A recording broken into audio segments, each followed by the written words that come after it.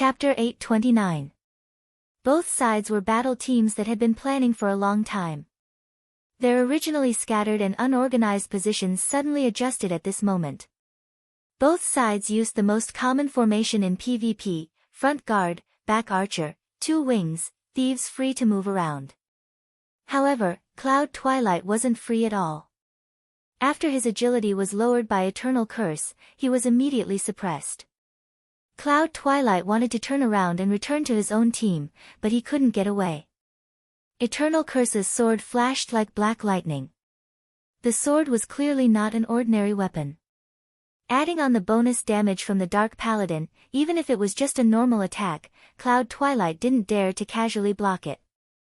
The people who had wanted to cut off the Four's path of retreat were now in an awkward situation. Not only had they cut off the Three's path of retreat, but the Three had also cut off their path of retreat. These two small groups of people wanted to return to their original positions, so they became the first to engage in close combat. However, the others weren't much slower. In an instant, the entire street was filled with the sounds of all sorts of skills being exchanged. As expected of the top players on the level rankings. Every one of them had a skill that normal players hadn't seen before. As soon as they started fighting, the 10 Guild Alliance didn't know what to do. However, the brothers that Yun Zhongmu personally led were also ruthless. Even though they were at a disadvantage in terms of strength, they didn't have any intention of retreating. The entire group of people charged forward despite the unknown skills that they didn't know about. They wanted to get close to the enemy and create a situation where they outnumbered them. The Eagle group was clearly not prepared for this group of people's bravery. They had been fighting with the 10 Guild Alliance for a long time, and they had always had the upper hand. The 30 of them had been showing off their might the entire time, but now, they were witnessing the true bloodlust of the 10 Guild Alliance. These guys were yelling, "Grandpa, grandson," as they charged forward. It looked like they had lost all reason, but even though they looked crazy, their thoughts were very clear, and they still cooperated with each other. There were more than 50 of them, but they weren't destroyed by the Eagle group as easily as the shopping group of 100. The members of Eagle's party were all veterans who had dominated the game for many years. They knew that they were up against a tough opponent this time. As a result, they gave up on any thoughts of instantly killing or crushing their opponent and began to seriously deal with their opponent. There were no more tricks in the chaotic battle. It was a head-on clash between the comprehensive strength of both sides. In terms of equipment, techniques, and cooperation, the Eagle group had the advantage in all aspects. On the side of the 10 Society Alliance, the most obvious advantage was the number of people, and the other was their momentum. With this kind of momentum, they all had the mentality of fighting with their lives on the line. Most of the time, they didn't care about their own life and death at all. They only hoped that this attack could hit their opponent and take away their opponent's life, paving the way for their brothers who would attack later. Under this kind of pressure, the Eagle party had no choice but to take a step back. They didn't want to die in battle, especially since they had been busy all day. Everyone had PK points on them, and if they died, they would suffer heavy losses. The Eagle party began to fight steadily, protecting the cleric first and then patiently fighting against the 10 Guild Alliance players. Their team was as one and didn't panic at all as they moved through the streets. On the surface, it looked like the 10 Guild Alliance had surrounded them, but in reality, they were constantly moving as a whole, looking for gaps in the 10 Guild Alliance's formation to focus their attacks. Cloud Twilight didn't think that the other side would be so patient. This was the 10 Guild Alliance's territory. Many people had already rushed over to help, but the other side didn't have any thoughts of ending the battle quickly. They were simply too fearless. Cloud Twilight was angry, but he couldn't do anything. In 1v1, he was forever suppressed. In a team battle, he couldn't think of a way to deal with the other side's multiplayer fighting style. Seeing that the brothers who charged forward were about to be captured and killed by the enemy, Cloud Twilight hurriedly stopped everyone from rashly attacking. Retreat and recover. We're not in a hurry. Cloud Twilight reminded everyone not to be impatient. They had time to deal with the other side. The ones in a hurry to finish the battle were the Eagle party. The people who were in the middle of fighting came to a realization and temporarily retreated. However, Eagle's party accurately grasped the moment when their opponents switched positions. Their formation suddenly spread out again, and the front line was filled with warriors. Instead of using charge, they used whirlwind slash to cover the entire street, spinning and moving forward at high speed. Mages, attack! Cloud Twilight roared. The priority of the warriors' whirlwind slash was extremely high. Only the mages' spells had a chance to deal damage to the warriors. However, the eagle party was prepared. The cleric followed closely behind and healed the warriors. A row of spells rained down. Rays of white light rose, but the warriors didn't fall and continued to spin. Fuck, how much rage did they store up? Seeing how the other side's whirlwind slash continued for a long time, Cloud Twilight finally realized that the other side's fighting style was one after another. Previously, he had shrunk into a ball and let the 10 Guild Alliance hit him, but the warriors were able to hold on until they were full of rage. But now, the whirlwind slash was coming at him in a row. There was no collision between the whirlwind slashes. The control of the skill was too strong. After this row of whirlwind slashes, more than 10 of Cloud Twilight's brothers died. Seeing that the other side's whirlwind slash had stopped, Zhu Xian roared, "Brothers, it's our turn." As soon as he said this, another warrior flew out from behind the warriors. An earth-shattering slash descended from the sky. Zhu Xian quickly raised his axe to block. The loud sound was so loud that everyone's eardrums hurt. Zhu Xian cried out, "Ouch," and flew out diagonally. It was obvious that he did not have enough strength and could not withstand this heavy blow. After the earth-shattering slash, the mage's spells also arrived. Cloud Twilight and the others had no choice but to continue to retreat. Those who couldn't retreat in time could only watch as they turned into white light and disappeared. Fuck! Cloud Twilight's eyes were bloodshot. Charge with me. I don't believe that we can't even take down one person. He didn't care about his life anymore. With a swift step, he rushed through the sea of flames and pounced towards the earth-shattering slash guy. The others also roared and followed Cloud Twilight's instructions. They used everything they could to attack this person. This person clearly didn't expect Cloud Twilight to be willing to make such a huge sacrifice just to kill him. This was completely out of his expectations. Cloud Twilight, who rushed out of the sea of flames, was still smoking. However, it didn't affect his agility at all. He moved in a zigzag pattern and was about to flash behind the warrior. Suddenly, his body tightened and his footsteps slowed down. Fuck you, Eternal. Cloud Twilight knew that Eternal had cursed his agility again. He was so depressed that he wanted to vomit blood. With this delay, the warrior also had the time to turn around. Whirlwind slash came out. Cloud Twilight ducked his head and dodged. He saw that all 30 of the enemy's weapons were pointed at him. Yeah. Silhouettes rushed out of the sea of flames. How could Cloud Twilight's brothers just stand there and watch? The two warriors charged forward. This time, the earth-shattering slash player couldn't dodge in time. The two warriors collided head-on and sent him flying. Fuck, how are we supposed to kill him when he's so far away? Cloud Twilight cursed. Fuck, you're only level 39 after dropping a level, and you're still so arrogant? The one who spoke was Broken Cloud. He and the others had just knocked away the guy who looked like he was about to chop Cloud Twilight's head off. Even if I drop to level 0, I'm going to take down one of them today. Cloud Twilight roared. He waved his hand at the mages and archers who normally wouldn't enter the enemy's formation. Everyone, attack. Kill them all. In close combat, archers and mages couldn't perform well because they could easily injure their own allies. Mages, in particular, had AoE spells, which were forbidden skills in chaotic battles. However, at this moment, Cloud Twilight was throwing caution to the wind. He was going to take down one of his opponents even if he had to die. When the mages and archers heard this, they didn't care anymore. They used whatever skills they had. They could hit whoever they wanted with magic and arrows. In any case, they could just throw them with their eyes closed. When Eternal saw that the other side was acting so recklessly, he knew that a few of them might actually die. He didn't think that sacrificing a few people for the other side was worth it. He hurriedly ordered his troops to retreat. "Fuck, are you scared? Cowards!"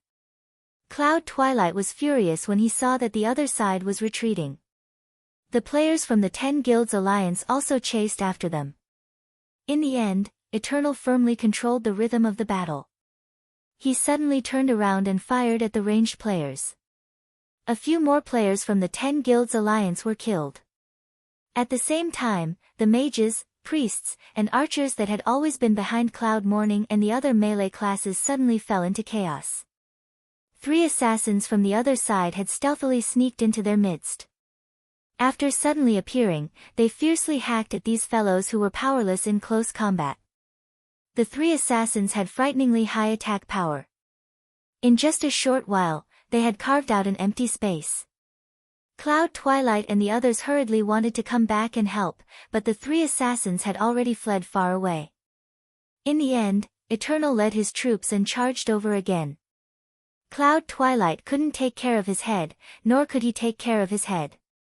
He was so anxious that he wanted to turn the entire street upside down. At this moment, one of the brothers beside him suddenly pointed behind Eternal and the others. "Help is here." When he pointed, Eternal and the others naturally turned around to look. They found that there were only 6 or 7 of these so-called helpers. They had arrived quite quickly. They were obviously thieves and archers. It was just a few more people. What was there to be afraid of? The helpers were actually people who had split off from Cloud Twilight's team. They had originally been told to take a detour to prevent the thieves from escaping. They had taken the long way around, so they were naturally a bit late. Only, it was just these fellas who took a back path, so it wasn't enough to make Yun Zanma this excited. The reason he was excited was because he saw that there was another black-robed fella who rushed over with the small squad he had sent out. At this moment, Cloud Twilight suddenly felt much better. This change was too obvious compared to the malevolent expression on his face. Was it really worth being so happy that only a few people had come? Eternal turned around doubtfully. This time, he finally saw clearly that the group of people that had arrived weren't just thieves and archers. There was also a person in a black robe, a mage that adds agility. It's him. Eternal quickly realized. The boss had given him a hint about this person, but he didn't think that he would have the chance to meet him so soon. Just how terrifying was this guy who was rumored to be invincible in the game? Attention, attention.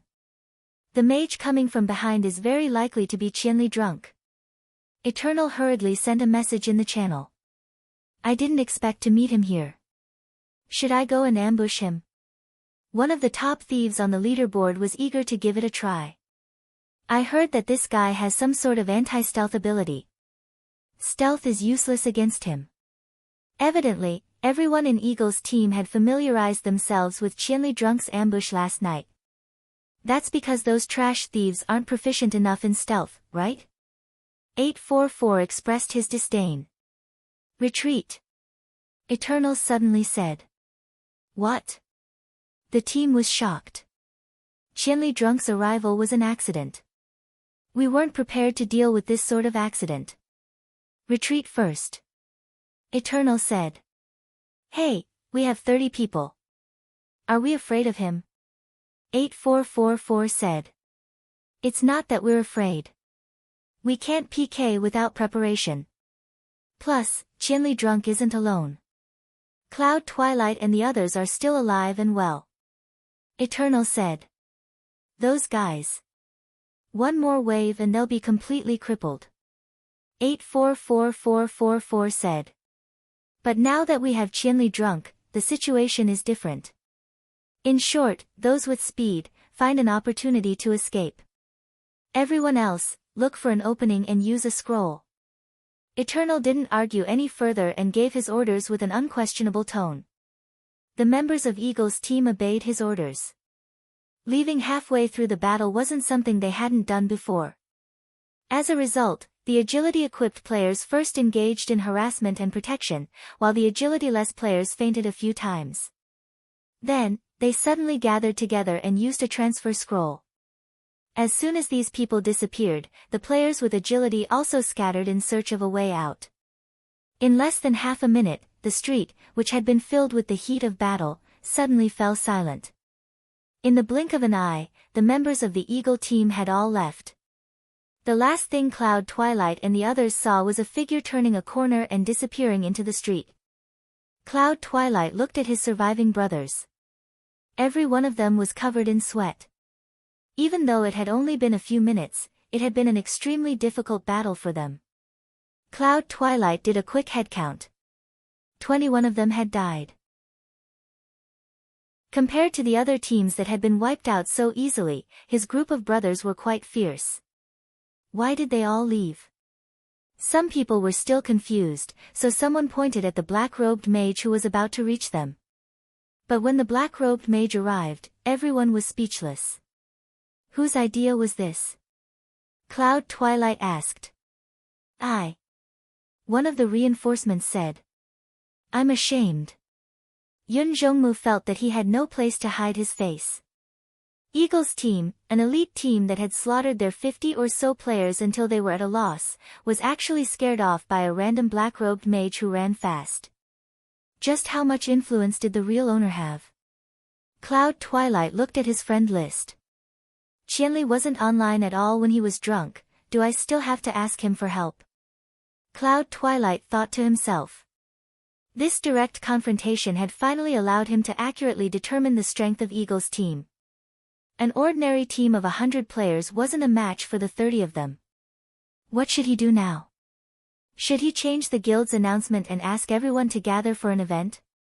Cloud, Twilight couldn't change it anymore. The more he changed, the more incompetent the guild would seem, and the more it would seem like his disdain for Eagle's team was just empty talk. Did every team find someone to dress up like this? Cloud, Twilight looked at the guy who was pretending to be Qianli drunk and smiled bitterly. This kind of trick worked once, and if it worked twice or thrice, then Eagle's team was an idiot team. Old Cloud, what do we do now? Someone asked. Let's go. Cloud, Twilight said. Go where? Damn it, how would I know? Cloud, Twilight was annoyed. Zhehuamu, that bastard. I'll call people to kill him. Someone yelled. Zhehuamu was the spy who had tricked them into coming here. Of course, he had already left the guild. That's a small matter. Cloud, Twilight waved his hand. Eagle's team hadn't been able to kill them all, and they had even escaped. However, no one present was in a good mood. Even someone like Yun Zhongmu, who understood the situation, could only laugh bitterly at the last trick of pretending to be drunk for 1,000 li. Only an idiot like Zhu Xian would enthusiastically discuss the feasibility of everyone pretending to be drunk for 1,000 li, to scare each other to death. What they didn't know was that there were still people tailing them. Qianli drunk, huh? I want to see just how strong you are. As an agile assassin, he was naturally the last to retreat. However, he really wanted to test the depths of Qianli drunk, so after circling around, he concealed himself with stealth. At this moment, he was quite brazen as he tailed behind Cloud, Twilight's team. Just based on the successful ambush of the 3 thieves from Eagle's team, he was certain that they didn't have any anti-stealth abilities. The closer he got, the more he wanted to test out the legendary anti-stealth abilities of Qianli drunk. 9 meters, right? 8 meters. 7 meters. Even in stealth, Shisan could easily keep up with the pace of the other team because he had equipment that increased his movement speed in stealth. At this moment, he was counting the distance between him and Qianli drunk. There were many different opinions on the forum about Qianli drunk's anti-stealth abilities, and some bullshit killing intent. Shisan wanted to laugh just thinking about it. He didn't care what ability it was, he just wanted to figure out the distance first. As a result, all the way to the front, Shisan estimated that he could hold Qianli Drunk's hand, but this guy who was said to be ineffective against stealth still didn't notice at all. Damn, I knew that the forum was full of gossip, nothing real. Shisan cursed in his heart. Looking at this guy that he could stab with his hand, he considered whether or not to make a move. No matter what, he's still a mage, his HP and defense aren't that high. I can kill him with a few quick slashes, can't I? Shisan was really bold. Not only did he sneak into the 10 Society Alliance's team, he even wanted to reveal himself to kill someone. Chapter 830. Mason was someone who dared to do what he said. As soon as he had this thought, he immediately made his move. With a dagger in hand, he took a deep breath and quickly attacked with 2 slashes and a backstab. As he expected, the opponent was instantly killed. Mason's attack was extremely high, otherwise, he wouldn't have the confidence to sneak an attack in a crowd. His attack and his escape were carried out at the same time. Mason didn't want to lose his life here. He had made up his mind that after the 2 backstab attacks, he would run even if the opponent didn't die. As such, he only saw his target turn into a white light after he escaped from Yun Zhongmu's group. Yun Zhongmu and the others didn't expect someone to be so bold as to sneak into their group and kill them. By the time they reacted, Mason had already jumped out of the crowd and laughed, "I'm Mason from Eagle Group. Is this the legendary Qianli's Drunk? How disappointing." After saying this, he disappeared. No matter how arrogant he was, he knew that he wasn't capable of fighting 1 against 30. "Leader, I killed Qianli's Drunk," Mason proudly announced in the channel. "Oh." Eternal was surprised. "What anti-stealth? I knew it was because those people in stealth were too bad. I just casually went behind him and killed him with 1 slash. Mason said. 1 slash? Eternal asked. "Alright, it was 2 slashes and a backstab," Mason said. "If Qianli's Drunk is that easy to deal with, then the rumors are too exaggerated," Eternal said. "That's right. Who would believe those rumors on the internet?" Mason was still immersed in the excitement of killing the parallel world's #1 expert. "Alright, we won't be doing any large-scale operations today. Team 3, go and rest. Team 1 and 2, continue to be on duty. Split up and just hunt," Eternal ordered. The 10 people from Eagle Group's Team 3 immediately went offline. Group 3 wasn't supposed to be on duty right now, but due to Yun Zhongmu's words in the guild chat, Eternal called the members of Group 3 over. The 30 of them dealt a devastating blow to the 100-man team of the 10 Guild Alliance, using this opportunity to strike at the morale of the 10 Guild Alliance. Soon after, Cloud Twilight recruited spies in the guild to hunt them down. When Eternal found out about this, he took advantage of the situation to lure the snake out of its hole. The result was out of his expectations. The team led by Cloud Twilight was extremely tough. It would be difficult for Eternal to take them down in one go. As time dragged on, there would be more and more people from the 10 Societies Alliance. At that time, he might not even have the chance to use the teleportation scroll. Therefore, when Qianli appeared, Forever decided to retreat. As for whether that person was Qianli or not, he was also doubtful. At the time, he was more convinced because he saw the change in Yun Zhongmu's expression. It didn't seem to be an act. Eternal didn't know that Yun Zhongmu really thought that the person was Qianli's Drunken. His expression was obviously genuine. When he heard that Bai Shisan killed Qianli's Drunken, Eternal suspected that Qianli's Drunken was a fake. There was no need to guess. Eternal had already sent people to investigate. Not long after, someone sent him a message, the newly updated experience leaderboards. Qianli's Drunken is still #1. Eternal sighed. He actually hoped that Qianli's Drunken was real and that he would be killed by Bai Shisan if he wasn't careful. Unfortunately, Qianli's Drunken was someone else. He believed that he wouldn't be as weak as this fake. Seeing that Bai Shisan was still bragging in the chat, Eternal had to remind him, it's too early for you to be happy. On the newly updated experience leaderboards, Qianli's drunken didn't lose any levels. The person you killed wasn't Qianli's drunken. Then who was it? Bai Shisan was stunned. Anyone can put on a black robe and run a bit faster, right? Have any of you seen Qianli's drunken before? Eternal said. Of course no one had. We can't rule out the possibility that these guys will pretend to be like this in the future. Everyone, be careful. Don't treat it as if it's fake. If it's fake, then it'll be troublesome. Eternal said. At this time, it wasn't just the Eagle Corps that was thinking about Gu Fei. Yun Zhongmu was also thinking about him. After the battle with the Eagle Group, everyone returned to the leveling area. Yun Zhongmu had been thinking about whether or not he should ask Gu Fei to help. He had plenty of time to think about it because Gu Fei hadn't been online for the entire day. The Eagle Group had surprisingly quietened down a lot and didn't carry out any large-scale attacks. Yun Zhongmu shamelessly said in the chat that they had a big battle with the Eagle Group outside the Thief Guild. They had fought bravely and scared off the Eagle Group. Those bastards only dared to sneak around now and everyone needed to be more careful in the future. If 100 people wasn't enough, then 200 people could do it together. Yun Zhongmu didn't have the face to seriously tell everyone, if 100 people can't deal with the Eagle Group, then 200 people.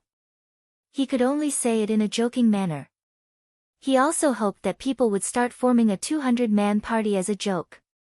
He even had his trusted players encourage everyone to form a 200-man party. The players wanted something new in the game. Thinking about 200 people dominating the mountains and plains was quite interesting. As a result, everyone responded to the call. Yun Zhongmu saw that they could deal with it for the time being and let out a sigh of relief. But what about Qianli's drunken? Why wasn't he online yet? Even though Yun Zhongmu hadn't decided whether or not to ask for his help, it was better to know that he was in the game.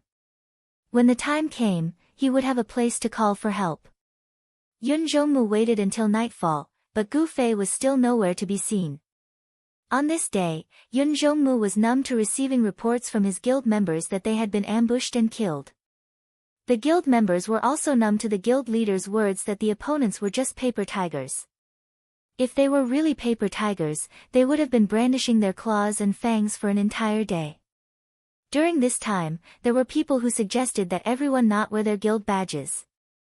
This was a very good suggestion, but Yun Zhongmu didn't accept it. At this time, he wasn't just considering his own mentality. He was considering the personality of the players in his guild, or rather, the personality of the players in Moonlit Night City. Most players might think that taking off their guild badges and not revealing their identity was a trivial matter, but for the players of the 10 Guilds Alliance, not revealing their identity was a disgrace and a sign of weakness. The players who joined the 10 Guilds Alliance came because of their arrogance. The players of Moonlit Night City loved this kind of arrogance. Now that they were scared to the point where they didn't dare to reveal their identity, it was very difficult to accept. If they suggested this method now, it would be equivalent to lowering their head to the Eagle Group. No matter how many people were willing to do it, the reputation of the guild would fall through the floor. This would not only affect the guild internally, but also the 10 Guilds Alliance in Moonlit Night City. They would be scared off by a mercenary group of 30 to the point where they didn't even dare to wear their guild badges. The players who came to look down on them didn't care about how elite these 30 people were or what methods they used. Of course, Yun Zhongmu didn't want to be passive. He also organized people to search for the whereabouts of the Eagle Group at the revival point, but to no avail. Apart from that, Cloud Twilight also launched a few attacks offline. For example, he sent some of his friends who liked to post on the forums to Moonlit Night City's forum to raise their flags and shout their battle cries. They looked down on Eagle Group for being hired by Fancy Workshop and making things difficult for the players. But the problem was that a mercenary group was an organization that worked for other people's money. Many players in the game played this way. It didn't matter who the employer was, as long as they paid. Unless it was a bitch like Silver Moon, they would definitely be looked down upon. As for image, not every player hated it as much as Deepwater. Most players were used to this kind of service industry in the game, so they didn't have much of a conflict. As such, they didn't understand why Image hired the Eagle Group to deal with the 10 Guilds Alliance. On the other hand, most players in Moonlit Night City knew that the 10 Guilds Alliance had started to suppress Image for no reason and even started a war in the city. Not only did the 10 Guilds Alliance not get any support, but they also got themselves into trouble. Moreover, someone pointed out that the 10 Guilds Alliance couldn't beat the Eagle Group, so they came to the forums to ask for support. This made Yun Jongmu extremely angry. He hated that he didn't have the right to delete the post on the forums. He could only scold the bastards who posted it for not having the ability to influence the public opinion. His subordinate also felt wronged. Wasn't it just a post? Who knew there would be so many deep thoughts? We're not professionals, so how would we know? It would have been fine if this offline attack was just a joke, but the result was that the 10 Societies Alliance quickly received countless posts denouncing them. From the analysis of why the 10 Societies Alliance bullied the well-behaved Ingenious Studios, to the series of tyrannical actions that the 10 Societies Alliance had developed to this day, and even to the primitive era when everyone was 30 years old, they wrote that Yun Jongmu and his group were like beggars begging on the streets. In comparison, they had become nouveau riche, and they were showing off just because they had a bit of power. It was obvious that these posts were written by professionals. Yun Jongmu was furious when he heard about it, and said that he wanted to go offline and fight with people on the forums. Everyone in the guild was afraid. None of them were afraid of PK, but they were fine with going to the forums to pick a fight with people and scolding them with, "Fuck your grandpa." However, they were not good at arguing over words and arguing for what was right. That was not their forte. In the end, Yun Jongmu refused and wanted to fight with the other side. Many of his old friends couldn't stop him, and in the end, Yun Jongmu gathered hundreds of people to go offline and attack the forums. Yun Jongmu let out a long sigh. At least these hundreds of people won't be ambushed by the Eagle Group. He switched to the forums. The hundreds of people were quite impactful, but very quickly, half of them were reported and banned for using vulgar words. They looked at the screen and wanted to smash their computers. "Boss, I've been banned." "Boss, I've been banned too."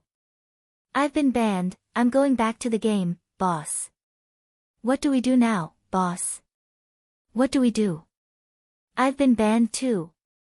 Yun Jongmu was furious. Everything was going his way. He was silenced even when he posted on the forums. He couldn't use the godly skill of "damn it," and it was about to burst his Ren and Do meridians. There was nothing that could hide from Brother Yu on the forums. The parallel world was huge, and the forums were huge too. There were more than 100 sections in the main city section, and it was impossible to browse through them. However, Brother Yu was a professional spammer, and he had a keen sense of the forums. He could always find the hottest topics at the first moment, and soon, he came into contact with the war of words in Moonlit Night City. Brother Yu was stunned. The dispute with Ing Chi started because of them, but now that everything in Cloud City was over, why was it getting worse in Moonlit Night City? Judging from the public opinion on the forums, the 10 Clubs Alliance was in a bad situation. He had heard of this Eagle Group before. It was a force from a distant main city. They actually came to Moonlit Night City to challenge the 10 Clubs Alliance, which had the most number of people in the game. Brother Yu was itchy, and he had the urge to write a post. Fortunately, he didn't forget that the 10 Clubs Alliance was an old friend of theirs. After looking through a few posts, with Big Brother Yu's experience, he could tell at a glance that these dual posts were intentional, especially those that attacked the 10 Guilds Alliance. It was obvious that these dual posts were written by professional gunners. Since the opponent was a workshop, it was easy for ordinary players to spend money to motivate these players. In Brother Yu's impression, Yun Jongmu was just an ordinary player, and he didn't look like a rich playboy. Let's go back to the game first. Brother Yu suppressed his desire to continue enjoying the gossip and entered the game.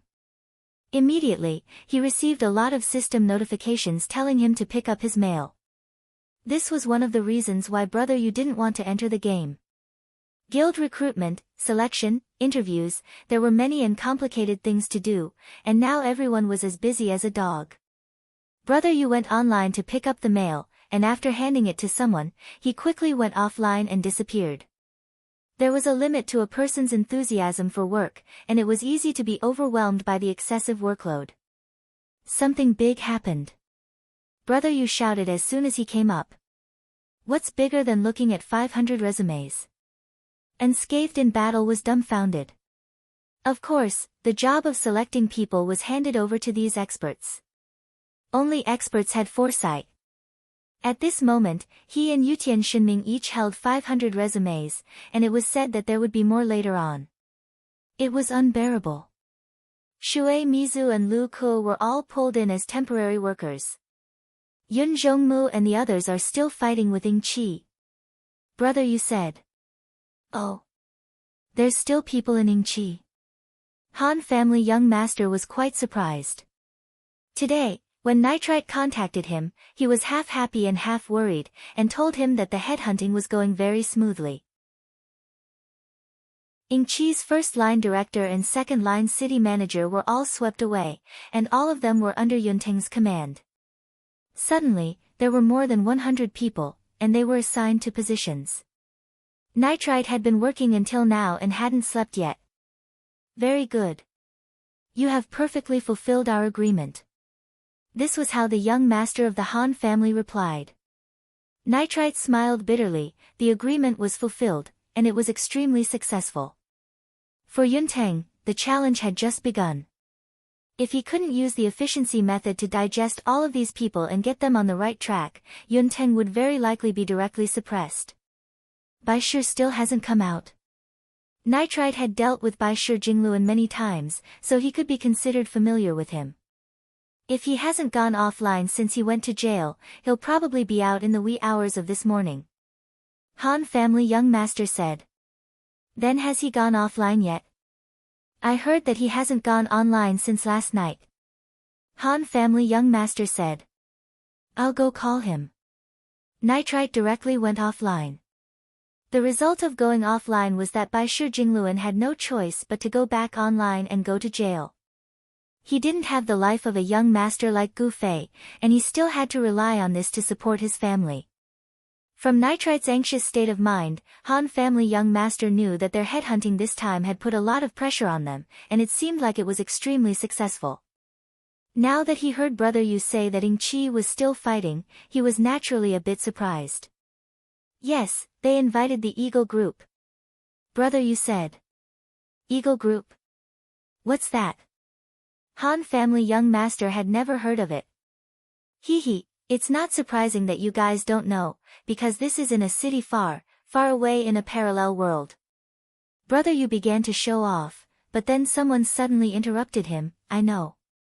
To have this kind of experience, naturally, it had to be Drifting, who had been to countless main cities, and had been judged as a vagabond by the system. Which one of you said? Han family young master asked. Brother Yu of course was very enthusiastic. This was the moment where he had the most sense of existence. As soon as he went online, he had already found his notebook and flipped to the content related to the Eagle Group. The Eagle Group belongs to the Grassy City in the southeast region, but their usual activity isn't limited to Grassy City. There have been traces of the Eagle Group in about 16 main cities in the southeast region. There are 30 members in the group, and all of them are experts in the top 20 of the experience leaderboard. Oh. After the city war, the experience leaderboard was reshuffled, and I haven't updated the information I have, so this might not be accurate. Brother Yu interrupted halfway. Brother Yu, are you tired of sending messages? Come here and tell me directly. Han family young master was probably tired of reading messages all the time, and hoped that someone would directly speak into his ear. Honest Brother Yu immediately hugged his notebook and ran to the interview area where Han family young master and the others were at. When they saw that all the experts were there, everyone knew that Yun Zhongmu had helped them before, so they naturally had to return the favor. They were afraid that they would have to fight with this Eagle Group. Yun Zhongmu and the others don't seem to be in a good situation. Brother Yu also felt everyone's thoughts and hurriedly said. Continue talking about that whatever group. Han family young master said. Oh, there are 30 members, and they are all experts. True experts, I mean experts that don't lose to anyone here. Brother Yu said seriously. In the end, unscathed in battle, and Yutian Shinming, who bore the brunt of it, snorted disdainfully. Drifting nodded his head at the side. Brother Yu is right, they really are all very high-level experts. How high? As high as you. Isn't that trash? Yutian Shinming sneered.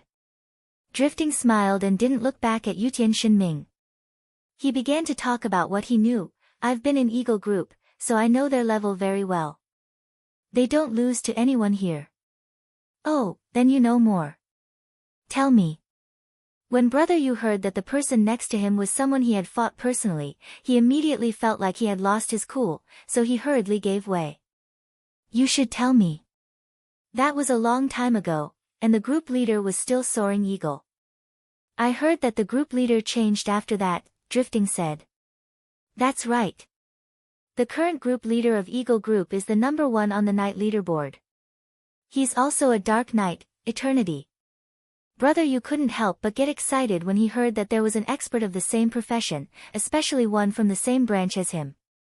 Who are you talking about?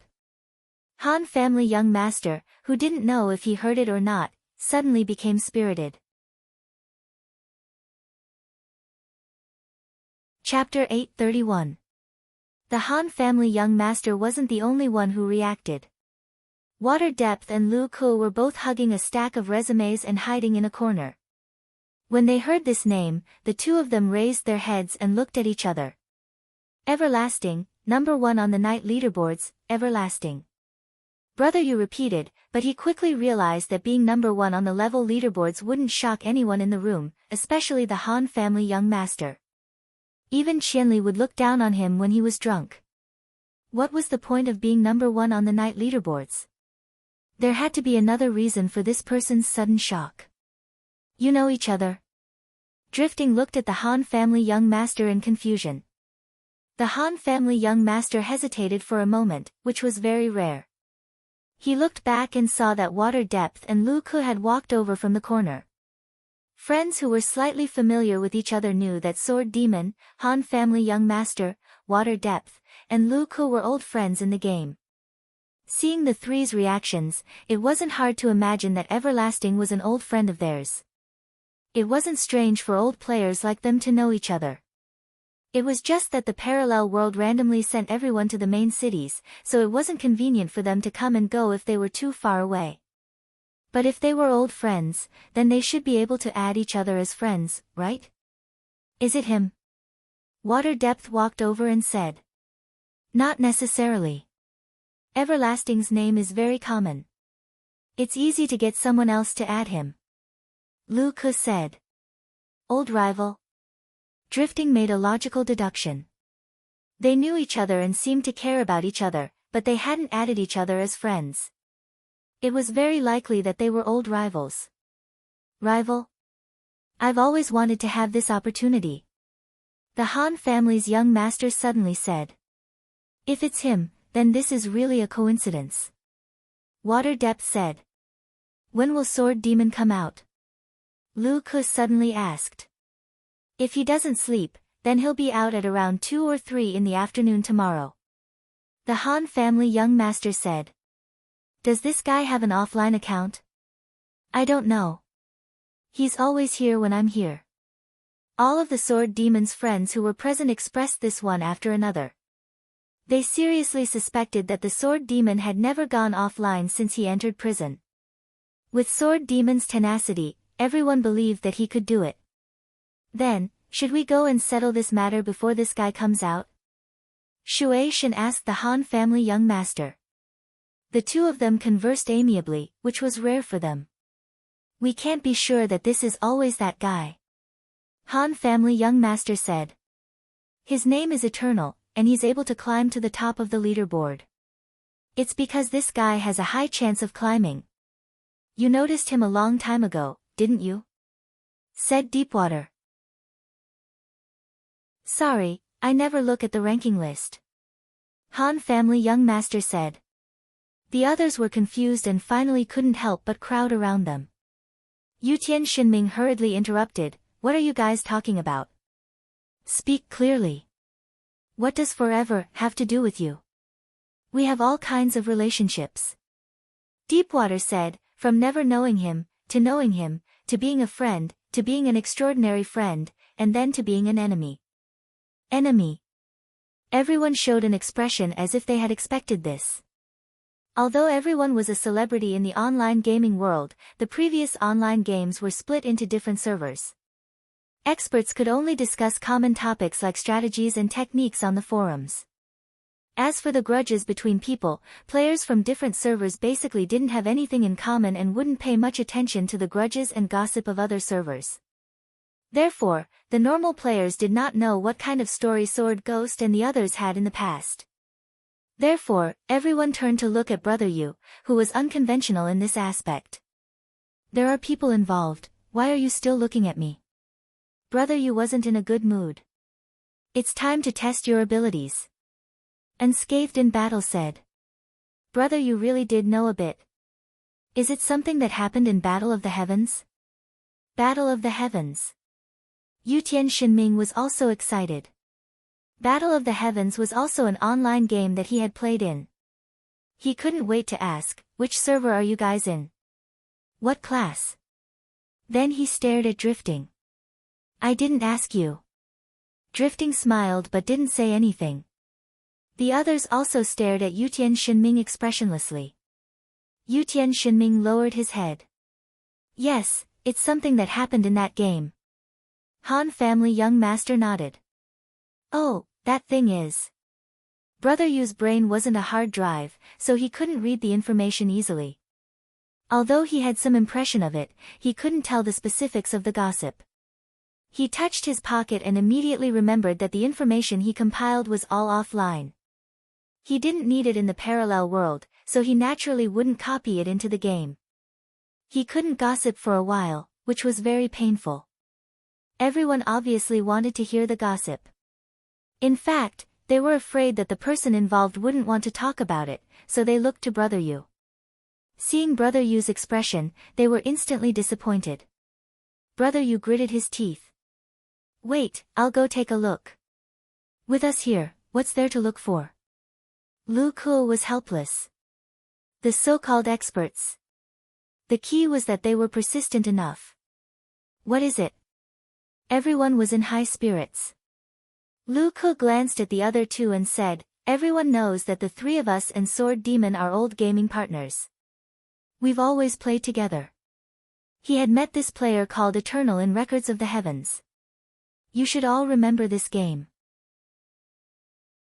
It's a game that places a lot of emphasis on teamwork. The standard team size is 5 people, and there were 4 of us. I was a swordsman, Deepwater was a magician, Sword Demon was a marksman, and Han family young master was an angel.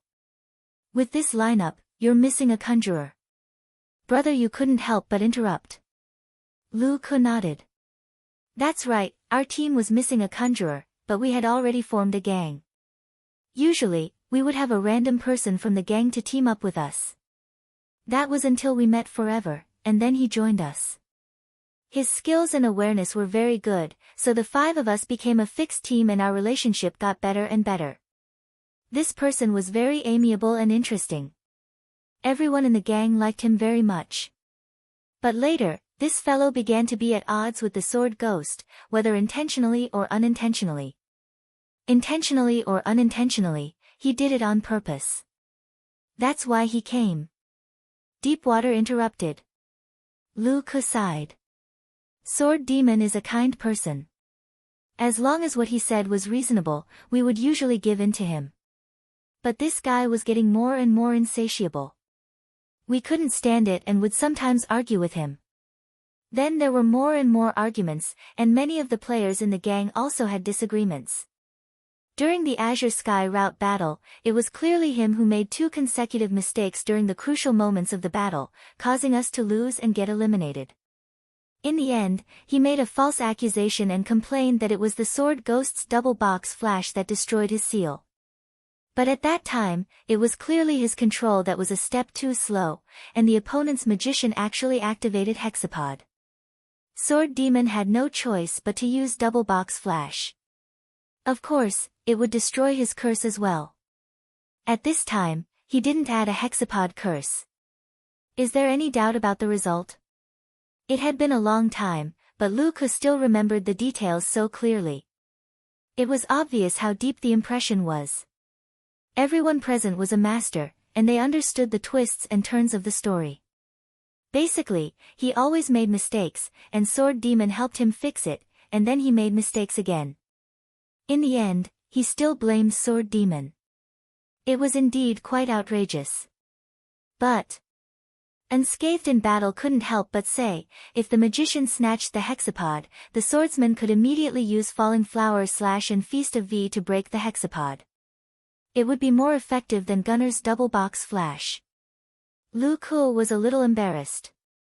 Han family young master continued Unscathed in Battle's words, because Lu Kuo's skills aren't good enough, it's too difficult. Unscathed in Battle couldn't help but feel proud. That's true. Falling Flower / and Feast of V to accurately break the hexapod. It's not something an ordinary swordsman can do. But the problem is, there weren't many swordsmen who could do this at that time, right? Most teams will choose to use Double Flash Box, Cursemancer, and Hexagram Curse, Drifting said. That's why I said that this guy was just looking for a chance to show off. Don't pay attention to him. Yutian Shinming looked down on Unscathed in Battle, but he didn't forget to show off in the end. But to be honest, there's a trick to casting a hexapod. Falling Flower / and Feast of V are not invincible. As long as you cast Ice Reflect the moment you cast the hexapod, the appearance of the hexapod will be slightly delayed. Then, Falling Flower / and Feast of V will be cast too early. Drifting opened his mouth and snatched away the words that Imperial Divine Ming was about to show off, which made Imperial Divine Ming very angry. However, Water Depth, who was also a magician at the time, was very surprised and said, casting an Ice Reflect while in the Six-Will realm, how fast do you have to be to do that? Yutian Shinming looked askance at him. That's why some people only know in theory. I doubt that they can actually use it. Drifting smiled. The truth is that there are no more than 4 people in the entire server who can use Falling Flower / and Feast of V to break through the hexapod. So even if you use hexapod and Ice Reflect, there's a 99% chance that you'll be turned into a hornet's nest by a noob's Double Box Flash. A bunch of experts had twisted the story of a grudge into a show-off, but Brother Yu was still listening with relish. Of course, he had played this game before, but he didn't know that there were such gorgeous techniques. Obviously, these were show-off techniques that only existed among high-end players. Although it was something that was already in the coffin, it still reflected the realm of this group of people. Hey, do you want me to continue? Lu Kuo was very unhappy. It was just a point of victory in a battle, but she, the swordsman, and Water Depth, the magician, were both looked down upon by the masters here.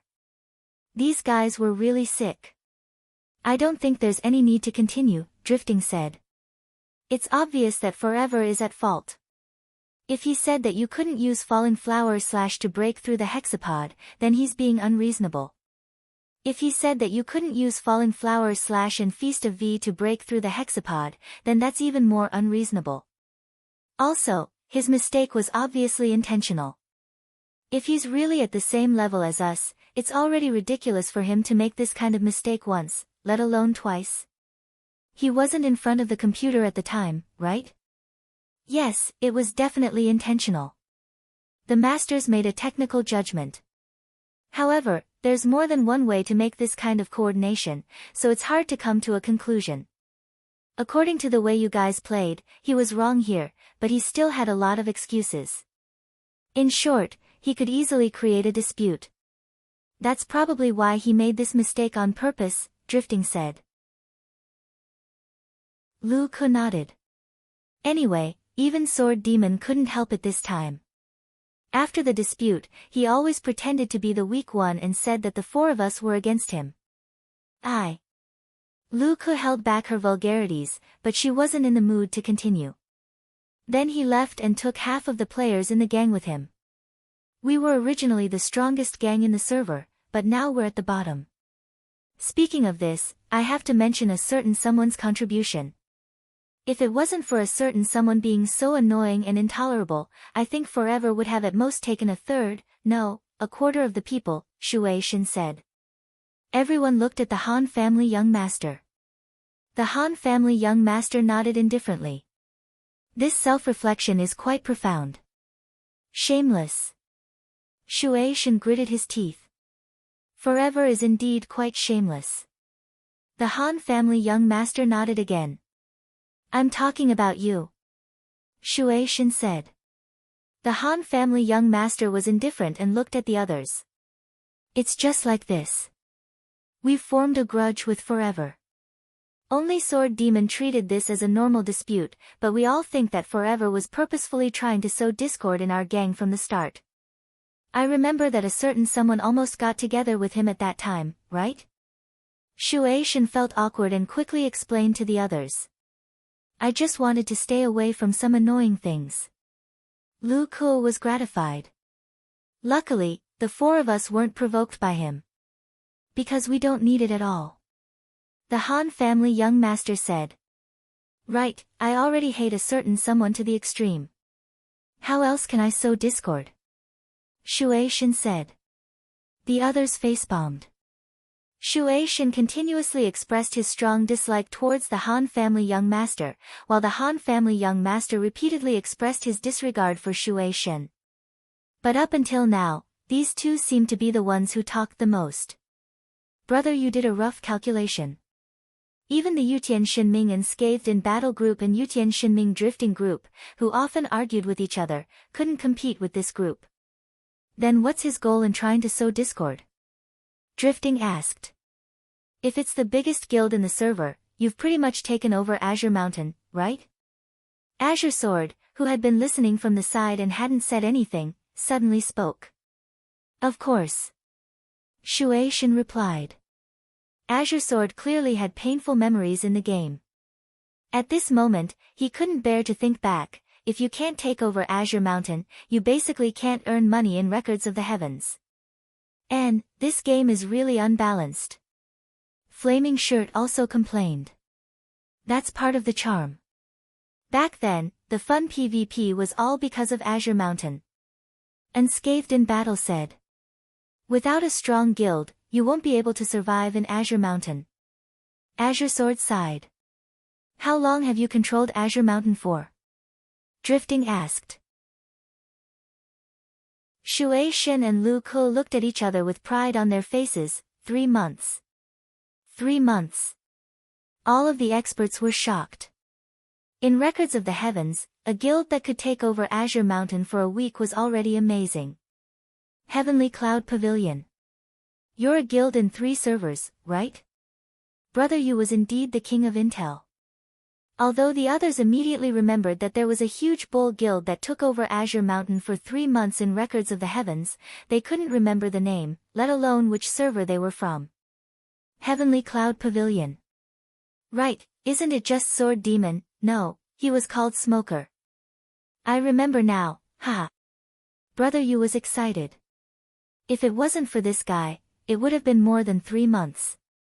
Deepwater said, after this guy took away our people, he immediately joined another guild that was considered strong.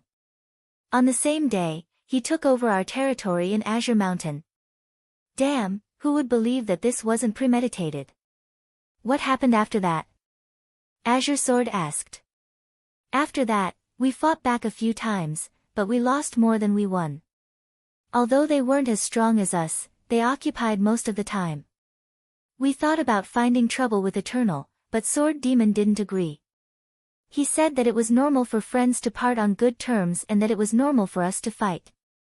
There wasn't anything wrong. Sword Demon. He was so kind that I wanted to strangle him to death. Although Shui Shin said that, when he mentioned Sword Demon, his expression of admiration was still revealed. Then this time, we had a good reason to fight, and the punishment for dying in the parallel world was huge. Isn't that great? Drifting smiled. Humph, I suspected that he was brought in by the studio. At that time, we occupied Azure Mountain and squatted at our studio. We couldn't make a lot of money. Now, he's hired by Ying Qi. Is this guy born to be the studio's dog? Shui Shen looked at him with disdain. Hey, even if he's working for the studio, you don't have to be so ugly, right? Azure Sword and the other guys who were about to start working with the studio expressed their dissatisfaction. Of course, I'm not talking about you guys. You guys are self-reliant and self-reliant. You guys are working for the studio. You guys are heroes, Shui Shen said. The others smiled bitterly. Brother, you looked at the Han family young master. What do we do now? The Han family young master looked at Drifting. What do you think of the Eagle Group's strength? If they are compared to us, their number of experts and teamwork are above us. Drifting was honest. There were 30 people in the Eagle Group. If they were all in the top 20 of the experience ranking, then they would have more experts than the current very awesome group. As for their teamwork, it was very good. The teamwork of the experts on their side was completely based on their outstanding awareness. But now, their opponents were experts of the same level, but their teamwork was built from fighting together for a long time. There was definitely a difference. We have Qianli. Yutian Xinming said. If we include Qianli, I don't know if I should multiply our strength by 2 or 1. That guy's strength is unfathomable. Drifting said. But Qianli isn't online, Sword Demon is still in prison, and Baishe. Brother, you counted and realized that the 3 most powerful people on their side weren't here. If Baishe and the others come out, they must have something to do, right? The Han family young master said and glanced at Azure Sword and the others. Yunting Studio must be waiting for Baishe to come out of prison to make them do hard labor. These professional players, whose main goal was to make money, probably wouldn't participate in the battle against the Eagle Group. Chapter 832. Jiannan Yu understood what Han family young master meant. He scratched his head and said, I'm not sure what the arrangement will be. Without Baishe and without Danan and the other 6, we. Brother, you counted the number of people. Apart from a few trash, they're all the original members of our elite group, Yutian Xinming said. Indeed, it was very heaven-defying. There were only 6 elite members, Jiannan Yu's 7, and Drifting. 100 Realm Strategist was actually considered an external helper.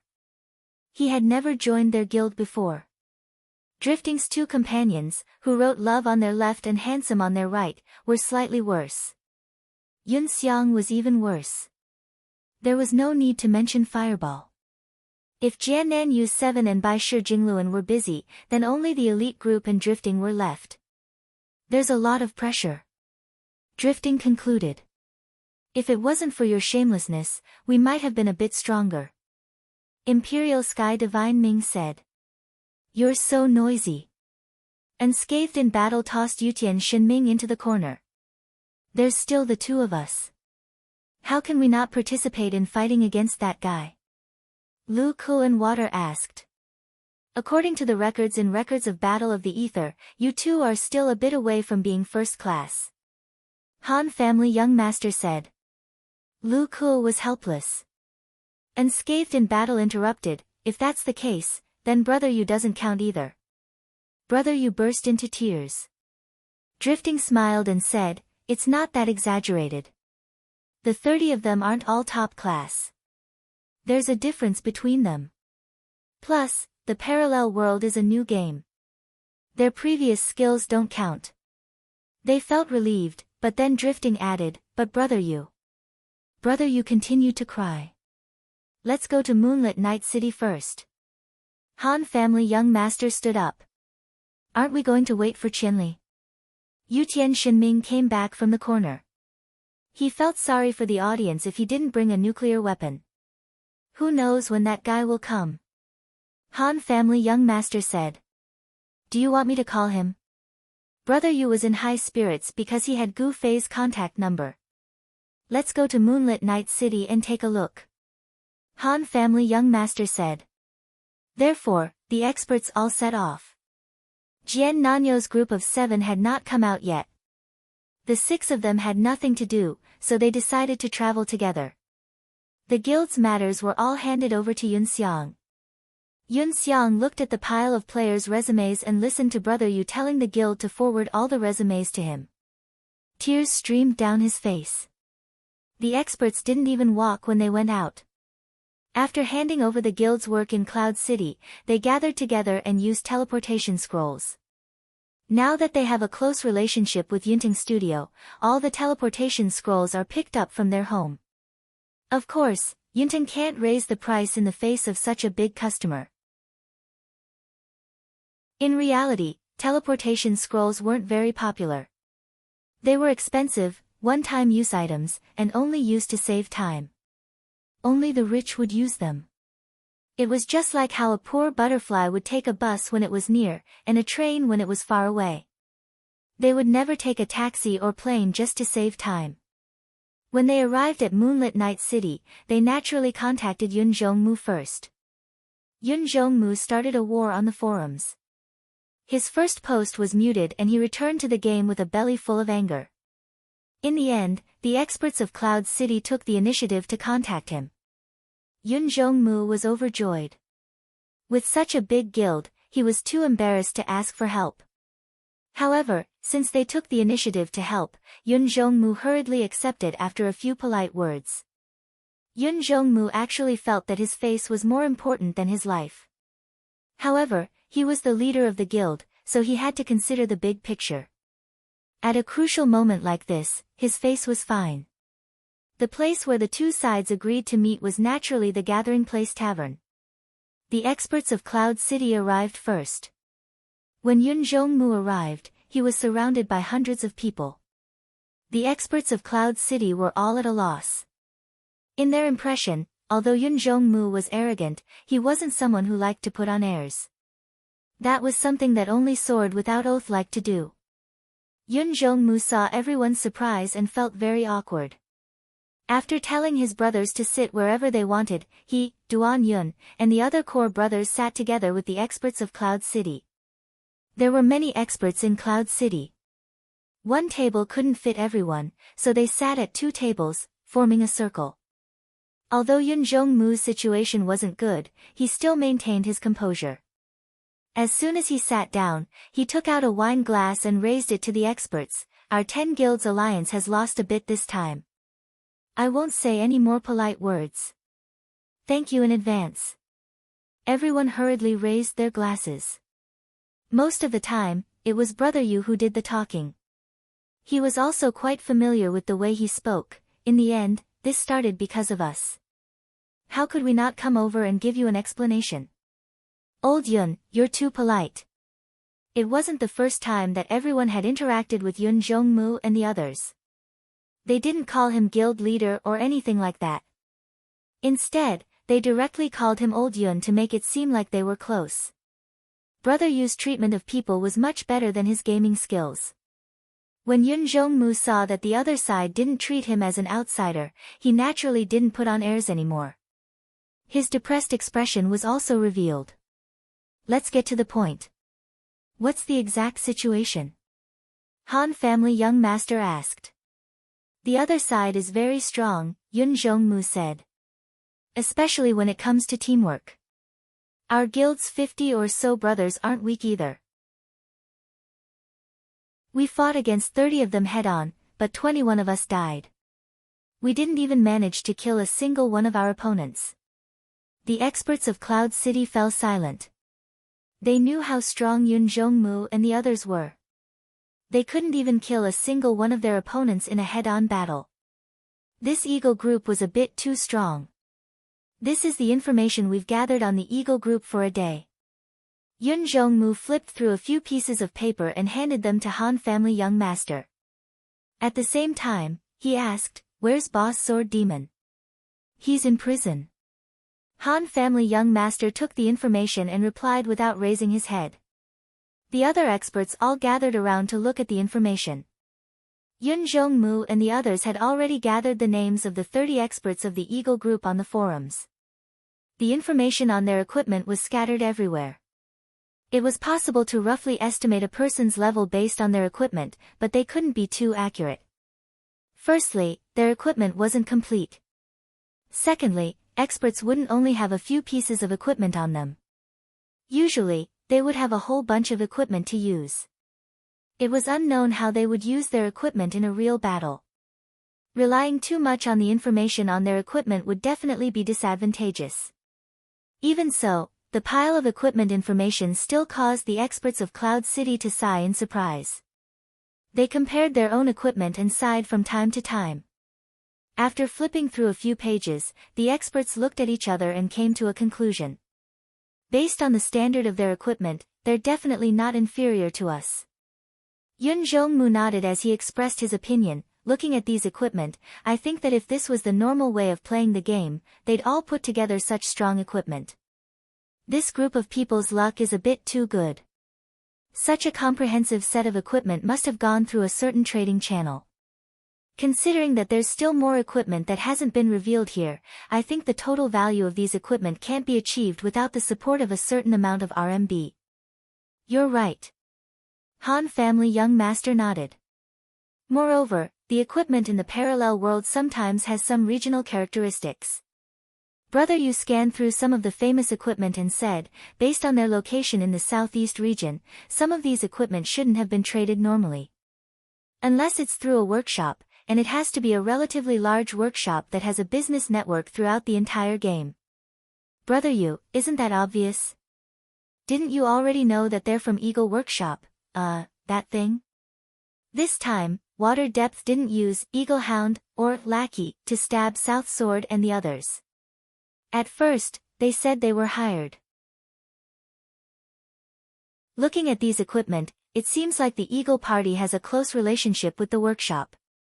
It's very likely that their strength is supported by the workshop. Brother Yu said. The experts all agreed with this. Everyone in the elite group was armed to the teeth, but they couldn't help but mention the extraordinary existence of Gu Fei. The generous rewards they received in the game, as well as the large amount of gold they earned, were all closely related to Gu Fei. Without Gu Fei, it was hard to say if they could have made it to the end of the mercenary group competition. None of them would use cash to enter the game. If it weren't for Gu Fei's multiple participation rewards and gold coins, it was hard to say whether they would have such luxurious equipment up to this point on their own. As for the 30 people in the Eagle Party, it didn't make sense that they didn't have a strong backer. As for South Sword and the others, they almost drooled when they saw the equipment of the Eagle Party. Their own equipment was worse than these people's. More importantly, they thought about the equipment of these people. Any one of them would be able to improve their lives. With this kind of equipment, do you think you can win one-on-one? Han family young master asked. That depends on the class. South Sword was always objective. If it's the same class. Han family young master said. There was nothing more fair than a PK between the same class. I think I'll be fine. Drifting smiled confidently. Humph, it's not a problem. Unscathed in battle said. I don't dare to be so sure, but I think I have a high chance of winning. The experts were obviously quite confident in their own skills. Yutian Shinming adjusted the 3 bows on his shoulder and said seriously, you can't just consider personal factors. Sometimes, you have to consider external factors, such as the terrain. Ha ha ha. Drifting laughed. Why are you laughing? Yutian Shinming was angry. What about the others? Han family young master looked at the other experts. Apart from the cleric, Blackwater, Glue, and the others were all silent. Left hand Love, right hand Handsome, hesitated. Brother Yu even lowered his head. The other party's equipment was indeed beautiful and oppressive. It's always like this in a 1v1. In a team, they have the bonus of teamwork. Although we have my talent and skills, the other party has more people than us. It seems like our chances of winning are slim. Han family young master said. Everyone was silent. Yun Jongmu frowned. After hesitating for a long time, he finally asked, "Where's Qianli?" Of course, he knew that Qianli wasn't online. He only asked this because he wanted to know if Qianli would join the battle. "He's not online." The answer was the same as he expected. "That guy is an unknown number. Let's not count him yet," Han family young master said. He then asked Yun Jongmu, "What's their current state?" "Currently, they seem to be scattered. They're wandering around.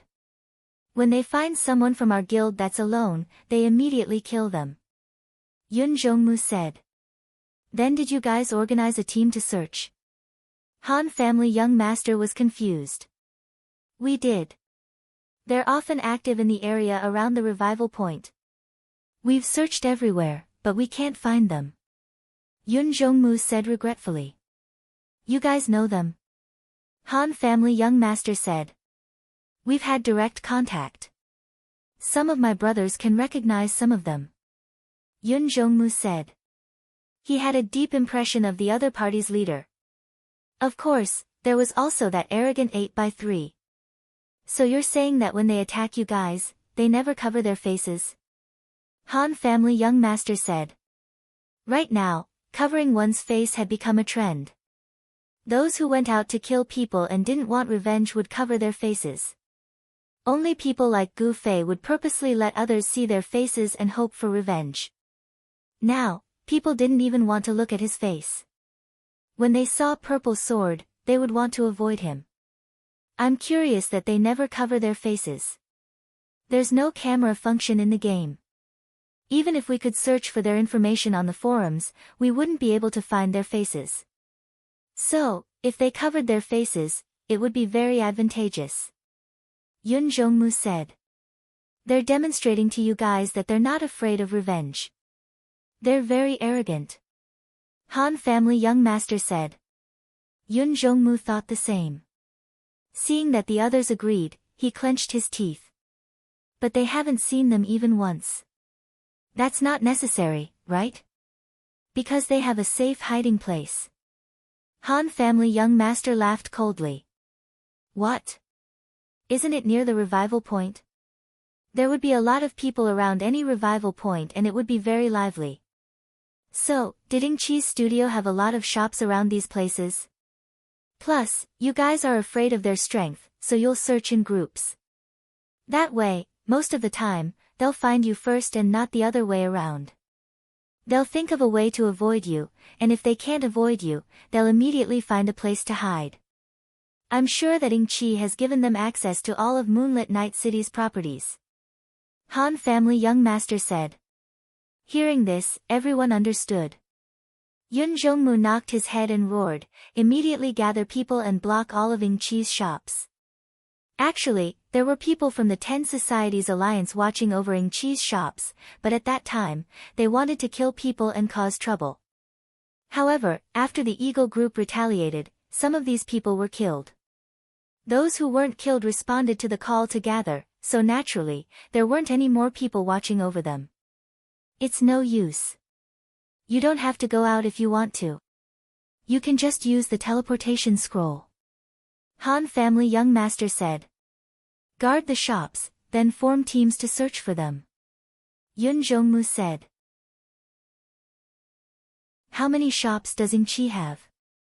How many people do you have guarding each shop? If you have too many, do you still have people to search everywhere? If you don't have enough, what if they gather and eat you up?" Han family young master said. We can still do this if we deploy our forces." Jian Nanyu was indeed an expert at killing and stealing.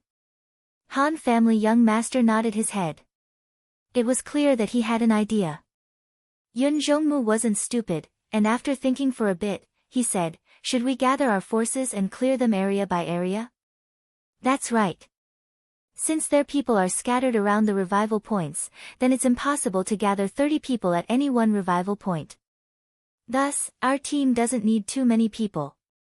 Choose an area and lock down the streets.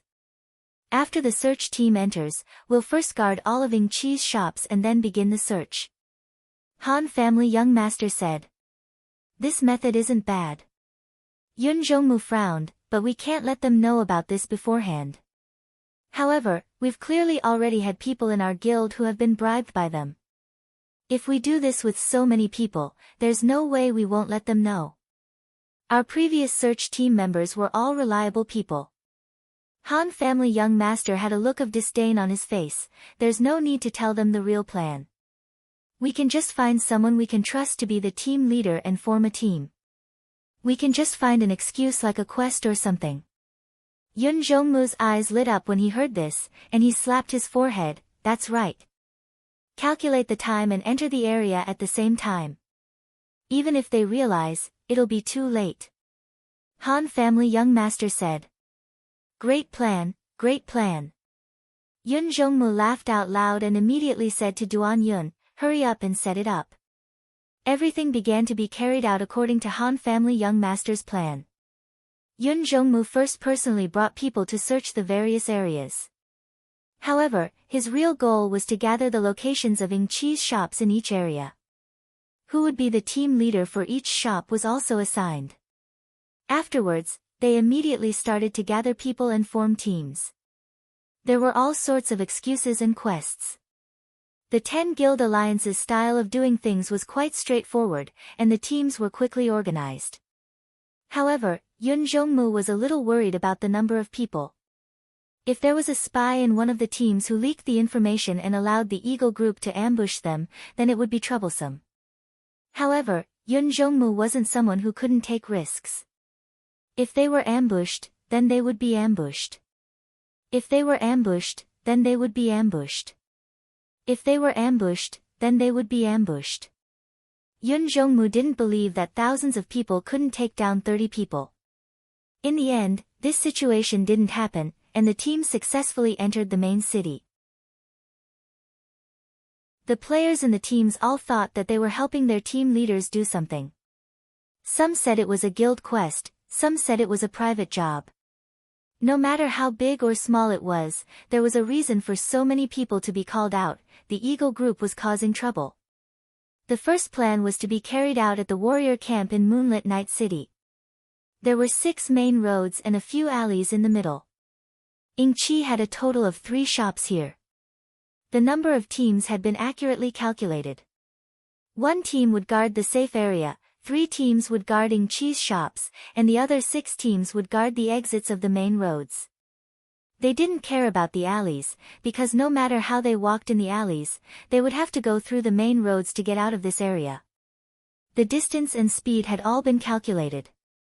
The 10 teams arrived at their designated locations almost at the same time. Alright, begin searching. Yun Zhongmu gave the order, and the search team quickly entered the area. Chapter 833.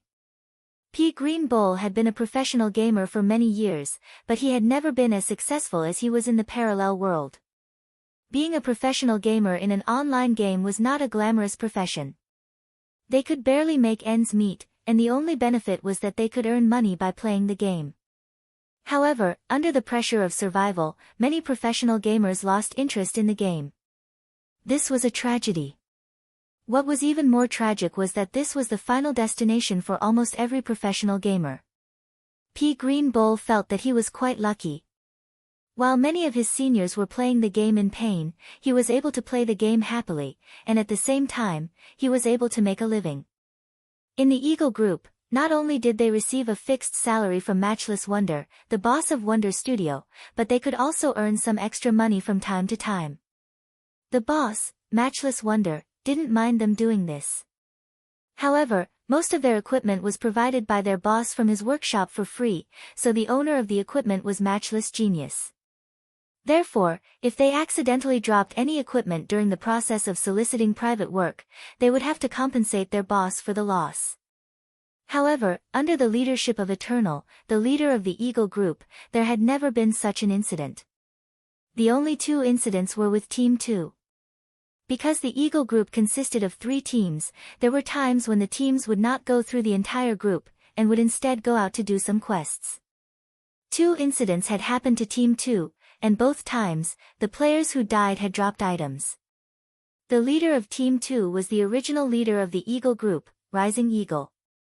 This made everyone feel that changing the leader to Eternal was a wise decision. Even now, no one knew if Rising Eagle had any feelings towards him. After all, the Eagle group had already been taken over by Matchless Wonder, and the appointment of personnel could be done with just a word from the boss. In reality, Eternal did a better job than Rising Eagle, and everyone was very satisfied with the change of leader. It was because of Matchless Hero's support and equipment that the members of the Eagle group became experts one by one.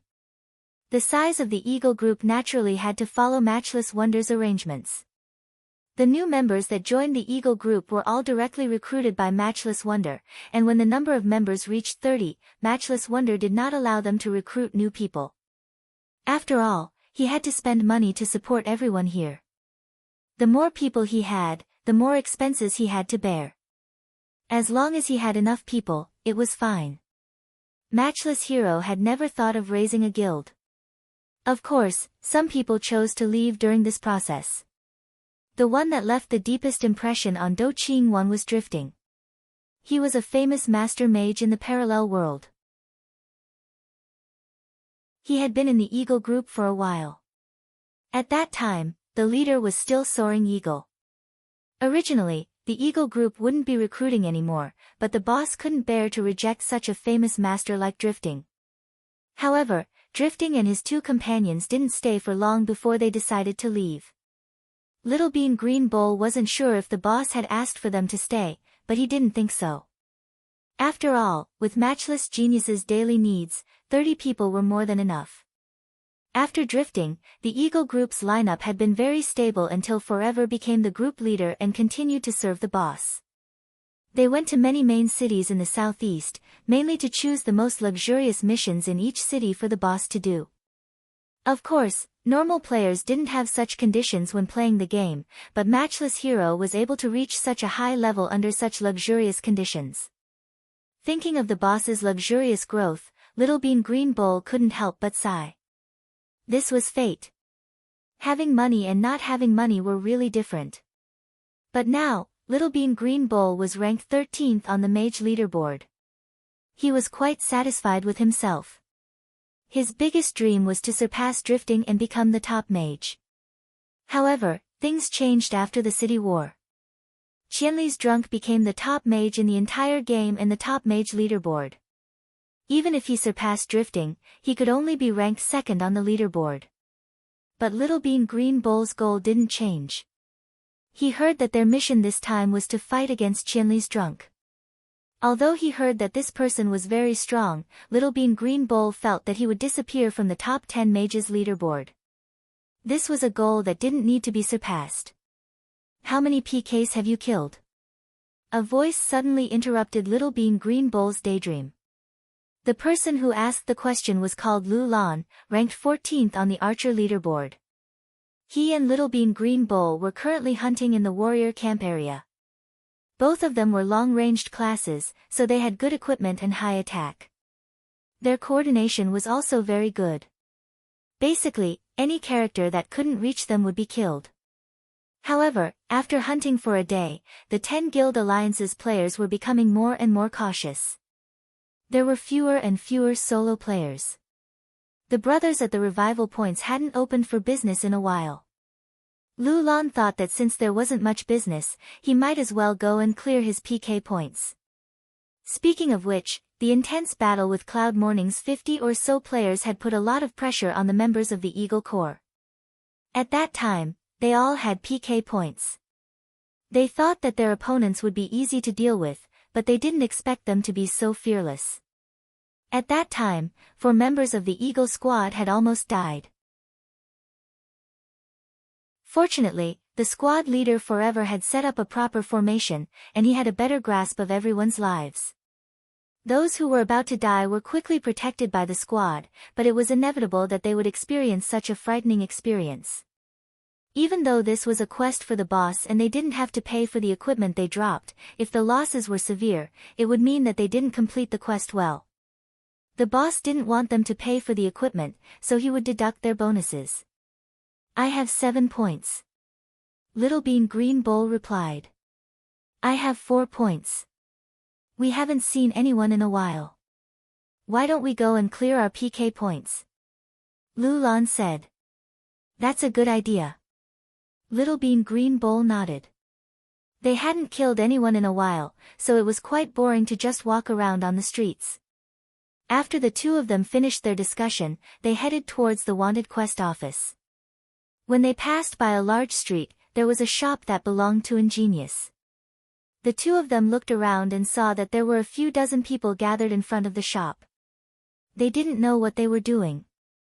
The two of them knew that something was wrong. They looked at each other and pretended like nothing was happening as they walked over. They didn't need to get too close. Lu Lan's eagle eye could see clearly from a few dozen meters away. His expression changed. It's the 10 Guilds people. Guard the shop. They've guessed our strategy. Little Bean Green Bull said. Hurry and report this to the leader. Lu Lan said as he sent a message to Eternal. At the same time, the two of them turned around and didn't dare to walk past the shop. Although they were experts, there were only 2 of them. They didn't dare to fight against a few dozen people. There were no rookies in the 10 Guild Alliance. Eternal didn't panic when he received Lu Lan's message. He even laughed. There are too many shops. Can they guard all of them? A few dozen people. Aren't they just giving themselves up for us to kill? Everyone in the districts, look at the distribution of troops guarding the shops. The messages from the districts came back at different times, but the conclusion was the same. There were no guards outside the shop. Eternal finally realized that the situation wasn't as simple as it seemed. At the same time, Lu Lan sent another message. There were many people from the 10 Guild Alliance in the area around the warrior camp. However, the two of them hadn't been discovered yet and were currently looking for a way out. What are you waiting for? Use the teleportation scrolls and leave immediately. Eternal shouted anxiously. In the end, he didn't receive a reply. Eternal went silent twice, but there was still no reply. He knew that the two of them must have encountered enemies and couldn't spare the effort to reply to his message. In the arrangement of the 10 Society Alliance, the people guarding the street did not have to guard it as they did to the shops. After all the points were occupied, they could shrink a little from the street entrance as long as they did not expose any of the entrances of the alleys. The real search team had already entered the district and scattered into the alleys. Lu Lan and Green Bean Bull turned left and right and kept finding people from the 10 Guild Alliance. The more people there were, the more obvious the target would be. The two of them could always avoid them in advance. After turning around, they realized that there were fewer and fewer paths. The two of them felt that something was wrong. At this moment, Eternal's message arrived. Everyone in the Eagle group had teleportation scrolls. Just as the two of them were about to grab the scrolls, an arrow suddenly flew towards them. The two of them were startled and quickly dodged. The two of them were very experienced and instantly determined the direction of the arrow. When they looked up, they saw 6 players rushing towards them. Lu Lan's eagle eyes were sharp. He realized that one of the 6 people was from the 10 Guild Alliance. He almost forgot that there were people from the 10 Guild Alliance on the move. He was careless and didn't notice these 6 people. Green Bean Bull glanced at them and his heart skipped a beat. He couldn't see the badge on the chest of the player from the 10 Guild Alliance, but he felt that one of the sorcerers looked familiar. Could it be him? As Green Bean Bull was thinking, the 6 people had already rushed a few steps closer. Archer, Mage, Warrior, Pugilist, Priest, Rogue. Lu Lan reported the classes of the 6 people in one breath. Experienced experts could basically tell their classes from their attire. The opponent's sorcerer attacked almost as Lu Lan spoke. With a wave of his staff, Green Bean Bull glanced at the opponent's direction and dragged Lu Lan to dodge. The difficulty of this dodge was surprisingly low. The two of them just casually took a few steps forward and were already out of the attack range of the spell. However, as experts, the two of them didn't think that the opponent's sorcerer was too crude. On this day, the taming will actually didn't place the two of them at the core of the spell. An AoE spell wasn't something that players couldn't dodge. Even if they were in the middle of the spell, as long as their judgment was accurate, they would have enough time to dodge the spell. The opposing mage clearly understood this point, so he chose to place the two of them in a corner. This way, the two of them could easily dodge the spell if they moved forward or left, but they couldn't move backward or right. Green Bean Bull made a good judgment and dodged it easily, but he had to further close the distance between him and the 6 people. The purpose of this spell wasn't to attack them, but to cut off their escape route. The two of them quickly understood this method. Under continuous attacks, the teleportation scroll would definitely be interrupted, and they wouldn't have a chance to use it at all. However, it wasn't a solution to be forced to the front step by step. The 6 opponents weren't scary, but it would be troublesome if the 6 opponents were already close to them. After all, the two of them were long-range classes that were afraid of close combat. In an instant, the opponent's sorcerer had already raised his hand to continue chanting, but Lu Lan turned around and said to Green Bean Bull, "Ignore it, run." "No." Green Bean Bull desperately held on to Lu Lan. Lu Lan was startled, and he didn't resist. He thought that the opponent's sorcerer was still using the same method, trying to take the damage of a spell to increase the distance between them. However, when he saw Green Bean Bull pulling him, he thought that the opponent wasn't using the same method this time. After all, Green Bean Bull was a master sorcerer, and he had more accurate judgment of the sorcerer's spells. Lu Lan followed Green Bean Bull a few steps to the side, and it wasn't hard for him to dodge the spell. He was startled, and realized that the opponent was still using the same method. He thought that Green Bean Bull had made a mistake, but Green Bean Bull explained to him, "Don't you recognize that sorcerer? That's drifting." Drifting? Lu Lan was startled, and then he understood why Green Bean Bull didn't let him take the damage and run. Drifting had been in their Eagle party before, and this all-knowing sorcerer in the parallel world had shockingly high damage. None of the sorcerers in the fully equipped Eagle party could compare to him. They couldn't take his spells head-on. At the very least, they had to get some equipment that could resist magic damage. Otherwise, the risk was too high. They might not be able to kill him instantly, but who knew if he had any follow-up tricks up his sleeve? Kill him first. Lu Lan raised his hand and shot, showing no mercy to his old friend. Green Bean Bull didn't hesitate. Drifting was a goal that he wanted to surpass, and it wouldn't be a bad idea to kill him here. Lu Lan's arrow was very fast, almost arriving in a flash. However, the warrior who had been rushing forward suddenly raised his left hand and held his shield horizontally, firmly blocking Lu Lan's arrow. Green Bean Bull's chain fireball was a lot slower, and it hit the shield without any suspense. Almost at the same time, a white light bathed the warrior, but Lu Lan and Green Bean Bull didn't see where the cleric was. The moment the opponent charged forward, the cleric had already hidden behind someone. He was able to hide so well, and it was obvious that he was very good at cooperating. The warrior put away his shield after blocking the attack, but he didn't expect that the fireball that exploded in front of the shield was still there. Bang! Bang! Bang! The fireball kept exploding as it continued to fly forward. This was out of everyone's expectations. The warrior wanted to stop it, but it was too late. The fireball exploded and was about to reach Drifting.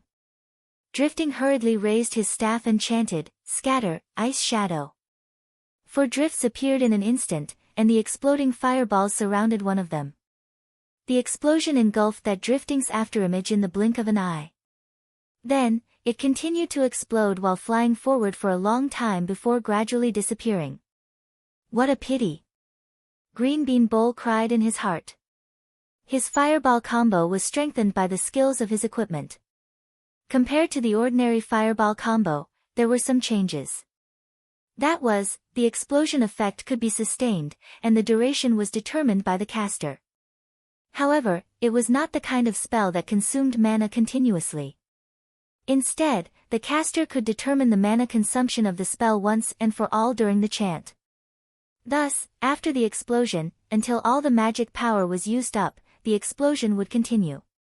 The green bean bowl had once used 100% of its magic power to create a candied haw with this move, and a white light flashed.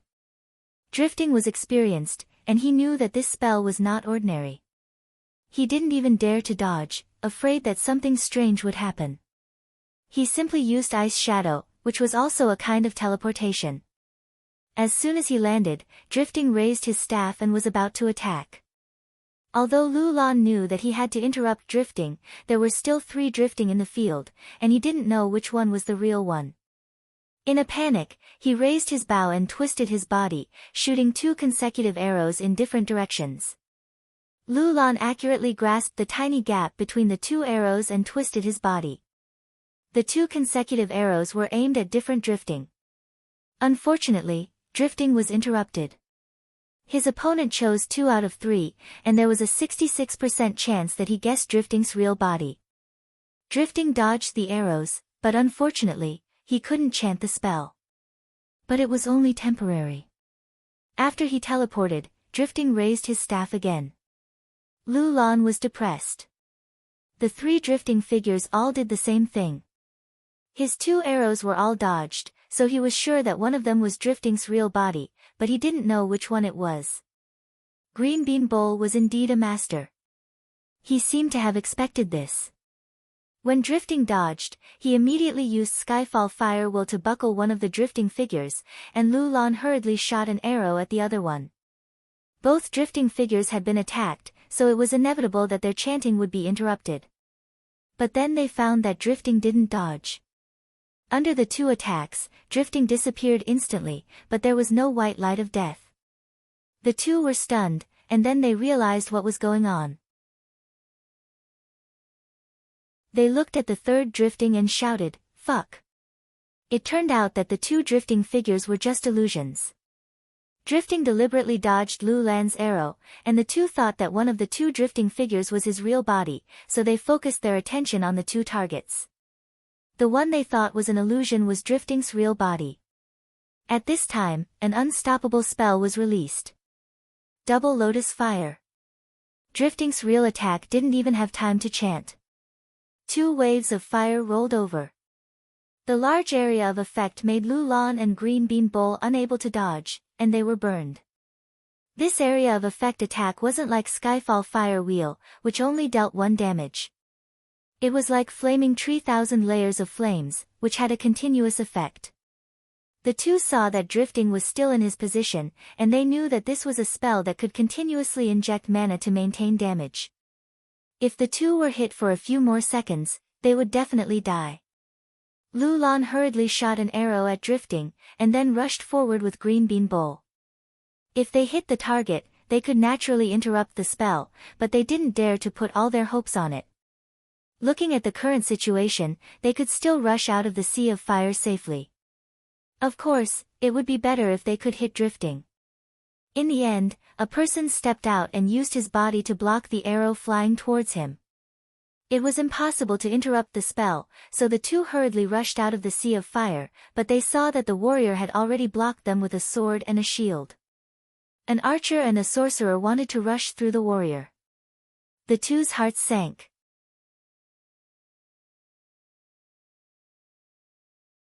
Chapter 834. Pi Qingwan was also valiant. Seeing that it would be extremely difficult to break through the warrior's blockade, the moment he rushed out, he rolled up a spell and prepared to chant a rapid fireball. With such a close distance between them, the damage they received after his enhanced version of rapid fireball exploded was not much different. Warriors had high HP, but mages had high magic defense. It was hard to say who would die first under the same amount of magic damage.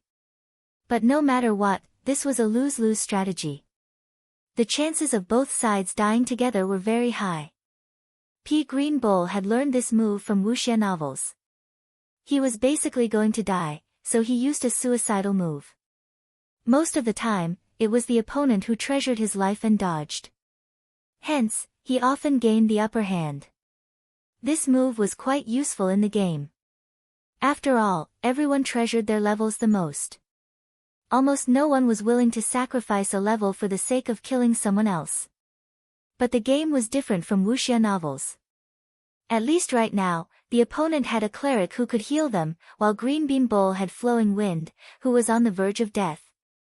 That was why the warrior didn't dodge at all. When Green Bean Bull's spell was cast, the warrior raised his hand and swung his shield at Green Bean Bull's head. The difference in strength between a warrior and a mage was like two extremes. If they fought like this, the mage would definitely be sent flying. Green Bean Bull was sent flying by the warrior just like that. This display of strength made the warrior look very mighty, but in reality, experienced warriors would rarely do this in real PvP. This was because warriors were slow, very slow, and the speed of movement in the game was also related to attributes and equipment. This had always been a controversial setting, so if a warrior really did send someone flying in a PvP, and then the opponent stood up and ran, there was a high chance that they would not be able to catch up. Warriors had to work very hard to get the chance to fight in close combat. They didn't cherish the opportunity. If they sent someone flying, they wouldn't be able to kill them. Of course, the situation was different now. Green Bean Bull was sent flying back into Drifting's flames. Seeing that the two of them had rushed out of the sea of fire, Drifting was about to let others deal with them. When he was about to extinguish the spell, he suddenly saw that the Green Pea Bull was sent back, so he had to add more fire. The Green Pea Bull did not have much HP left in the first place. After being slapped away by the warrior, the Green Pea Bull was tossed into the sea of fire to roast. Finally, before the Green Pea Bull could do anything, its HP had been whittled away. With his death, the power of his chain of fireballs immediately disappeared. Although the warrior was a little shocked by the explosion, he didn't care anymore. However, Pea Green Bull's death had some other value. Due to the exchange of blows between him and the warrior, Flowing Mist seized the opportunity to dash past the warrior. As long as he could break through this obstacle, with the speed of the 14th ranked archer, his chances of escaping would increase greatly. However, Lu Lan did not expect that when he ran past the warrior, a staff would suddenly come out from the side and trip his foot. Lu Lan couldn't dodge in time.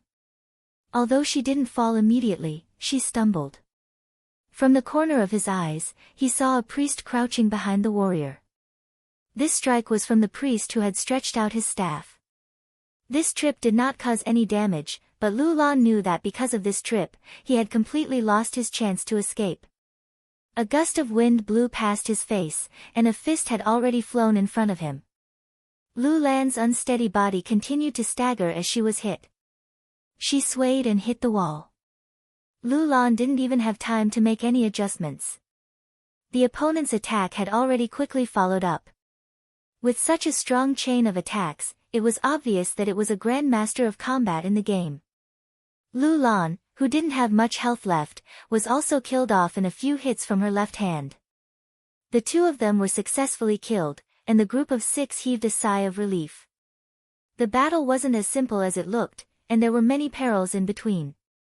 In particular, Pea Bull's enhanced chain of fireballs was very strange. If it wasn't for the fact that he died quickly after falling into the drifting flames, Kenanyu suspected that the chain of fireballs would have blown him up. With the speed at which his HP was decreasing, Kenanyu didn't know if Dao Xiangmu, who was behind him, could be saved. The warrior was Kenanyu, the priest was Dao Xiangmu, and the Grandmaster of Combat and Archer were, of course, Left Hand Love and Right Hand Handsome. As for the thief, he was just a random member of the 10 Meetings Alliance. During the battle, he wanted to rush forward, but he realized that he couldn't do anything. The battle between these top experts had quick thinking and quick changes. While he was still thinking about what to do next, he didn't even know how many rounds they had fought. "How are you?" Of course, Drifting stopped casting spells and asked Kenanyu. He saw Kenanyu's expression change after he was hit by the chain of fireballs. He felt that there was something strange about that spell, and as a magician, he was naturally interested. Almost. Kenanyu was a little scared. It was more powerful than normal chain of fireballs, and it lasted longer. If it continued, a priest wouldn't be able to offset the damage. As expected, they have some skills, Drifting said. Didn't you play with them before? Do you know them? Kenanyu asked. Drifting shook his head. I haven't seen them in a long time, so I don't have much of an impression. However, I should be able to recognize their old leader, Soaring Eagle. Drifting had traveled all over the place, and he knew people like he was looking at flowers on horseback. In the end, the people who knew him were far more than the people he knew. At this moment, Dao Xiangmu, who was behind Ken and Yu, came out. With an agility that didn't match a priest's, he quickly rushed to the place where the two of them had died. He almost dug up the ground to check, but in the end, he said in disappointment, "So unlucky, nothing dropped." He was unlucky, but to Green Bean Bowl and Flowing Mist, it was their biggest fortune. The two of them had PK points, so after dying, they would definitely lose 2 levels. As soon as the revival point appeared, they immediately checked their equipment. The only consolation was that they didn't drop any equipment. Then, they reported the bad news to Forever. When Forever didn't receive a reply from the two of them, he knew that they were in trouble. Then, he immediately reminded the others to not hesitate and immediately teleport away if they noticed any similar movements. Then, he waited for the two of them to reply, hoping that they would have a chance to escape. When the two of them finally replied, they both died. He could only sigh in regret. With 30 people against 4,000 people from the 10 Guild Alliance, honestly speaking, Forever didn't expect that there wouldn't be any sacrifices. However, he still hoped that the losses would be as low as possible. After going through so much trouble for the entire day, even when fighting against Yun Zhongmu's valiant team, not a single person died. Forever was quite satisfied, but who would have thought that they would lose 2 levels each? They didn't even know about such a large-scale movement. While waiting for news from the two of them, Forever went to ask the informants that he had bribed. In the end, the informants all stupidly said that there was nothing going on. When Forever asked where they were, he found out that they were in the warrior camp area, but they said that they were helping guild members do quests. Now, Forever's heart was clear. This time, the enemy's movements were extremely fast. By the time they found out, it was already too late to salvage the situation. When Forever saw this, he immediately gave orders to his subordinates in the other regions, "Don't wait for anything strange to happen before teleporting away. Immediately retreat." The enemy had clearly considered the problem of manpower, so they moved one region at a time. Fortunately, there were only 2 people in the warrior camp area. If the enemy had chosen the Mage Academy from the start, their losses would have been even greater. The Eagle Party had a total of 5 people roaming around the Mage Academy area. Their distribution of people was also meticulous. There were 7 revival points, but because of the different geographical locations, the popularity of each revival point was different. It wasn't necessary for players to return to the revival point of their profession to log in and out. Because the Mage Academy was the closest to the leveling area, the Mage Academy in Moonlit Night City had the most player movement. As such, it became the focus of the Eagle Party's ambush. Forever couldn't see the enemy's movements clearly, so he had them temporarily disperse. Then, he went to find Green Bean Bowl and Flowing Mist to understand the situation. Green Bean Bowl and Flowing Mist had directly died in the main city where their accounts were located. At this moment, they used a teleportation scroll and directly flew back. Forever didn't need to walk anymore. He directly teleported and the 3 of them immediately met up at the same location. In the game, financial support was undoubtedly a huge help. Just the teleportation scrolls alone were enough for Gu Fei to torment the Unchung Mutsu Black Index Finger and the others to death. At this time, the Eagle Party had a strong backer, so they didn't lack these items. Moreover, this was a battle of revenge for the boss. A player who was willing to pay 30 people to serve him in the game obviously wasn't a stingy person. Before the battle began, these items were already given to Forever and Flowing Mist. At this moment, Forever had a rough idea of the enemy's arrangements. After listening to Green Bean Bowl and Flowing Mist's description, it was basically the same as what he expected. However, when he heard that the enemy was drifting, his expression changed. Drifting? Why would he come here and help the 10 Guild Alliance? Forever couldn't understand. As players far away in the other corner of the world, they didn't know that drifting was currently in very overpowered. 5 Knights' actions against very overpowered, but he didn't care about the exact details. He was someone who only cared about the results. He used the guild to complete the battle, so he didn't care about it. He only knew that very overpowered was a guild established by Qianli Drunk and the others. In the city battle, if the defenders won, they would receive a bunch of rewards. I think the 10 Guild Alliance probably specially hired some experts to deal with us. Green Bean Bowl guessed. At that time, he had started fighting and didn't even greet drifting. Moreover, from the way he looked at drifting, it seemed like he didn't know them. That's possible.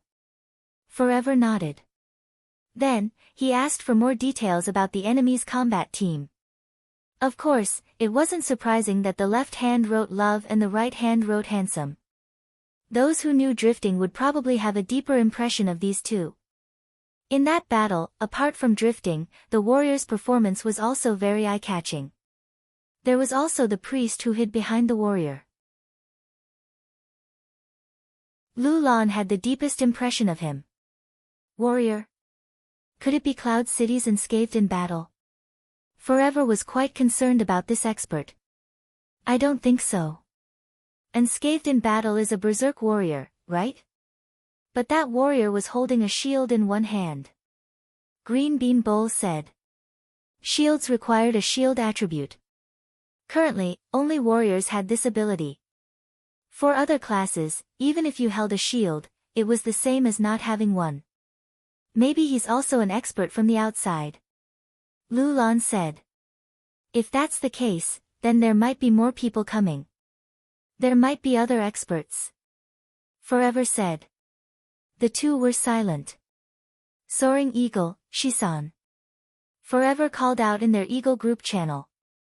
The two replied at the same time.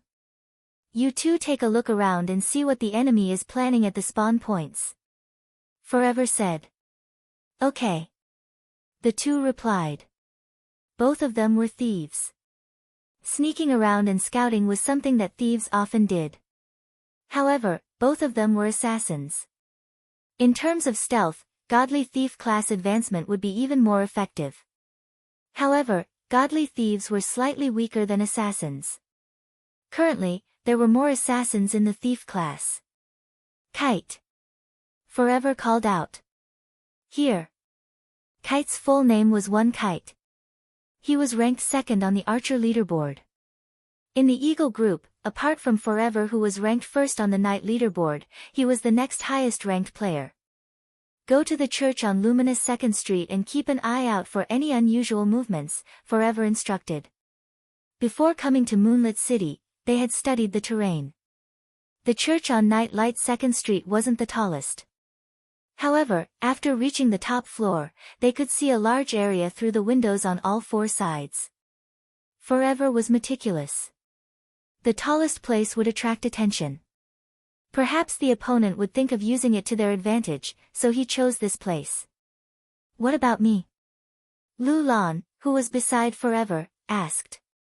This kind of scouting mission was naturally handled by Hawkeye's Archer.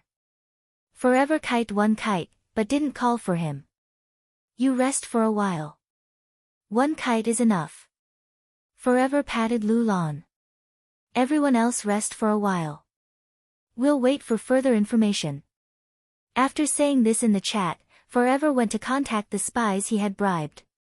He told them to let him know if there was any movement, no matter what it was. At this moment, the 10 Guilds Alliance erupted into thunderous cheers.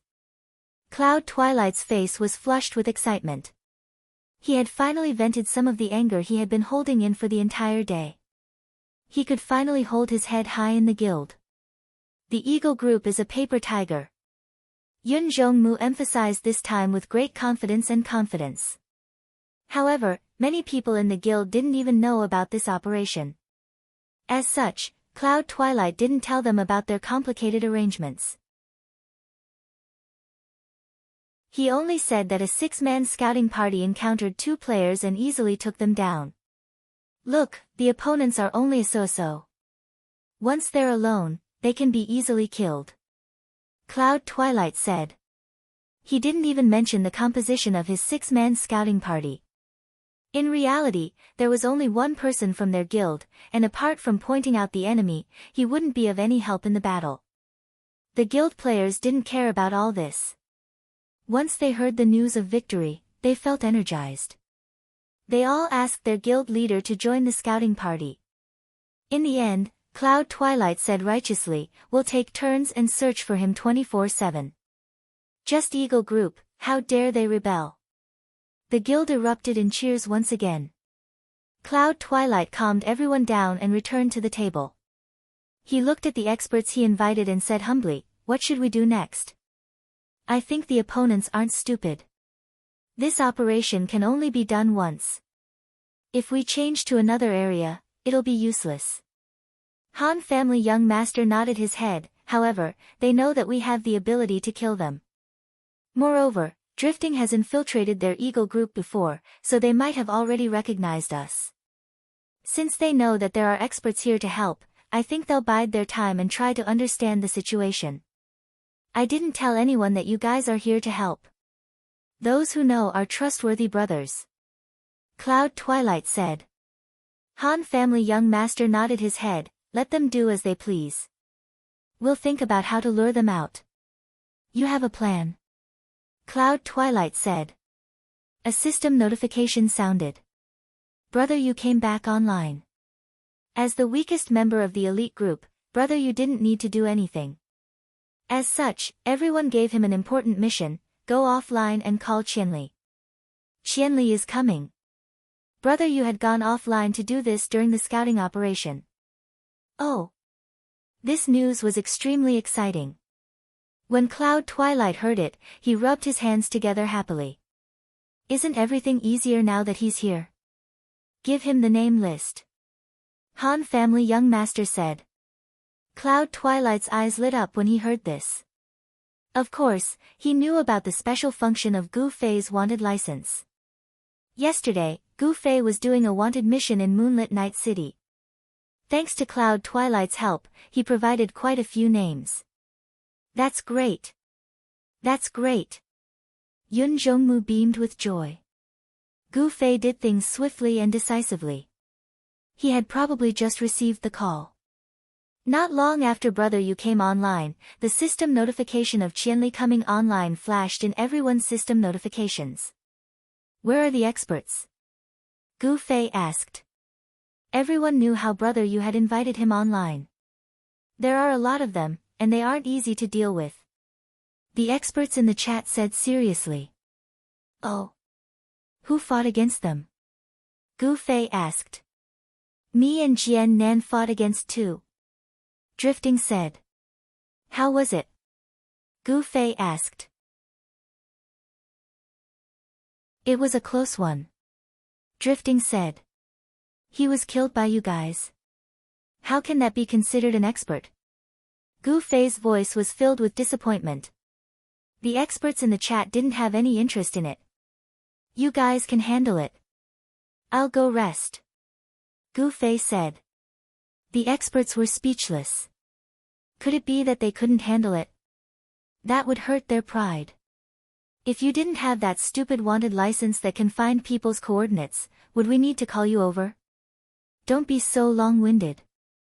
Hurry up and be a guide dog," Han family young master said with disdain. "Who are you looking for?" Gu Fei asked. "Qianli should also come and understand the whole story." "Brother," you said. Everyone was speechless. The whole story hadn't been told yet. That meant that Qianli didn't even ask why he wanted to kill people and excitedly came up. Moreover, he didn't ask for the reason but instead asked where the experts were. What a violent maniac.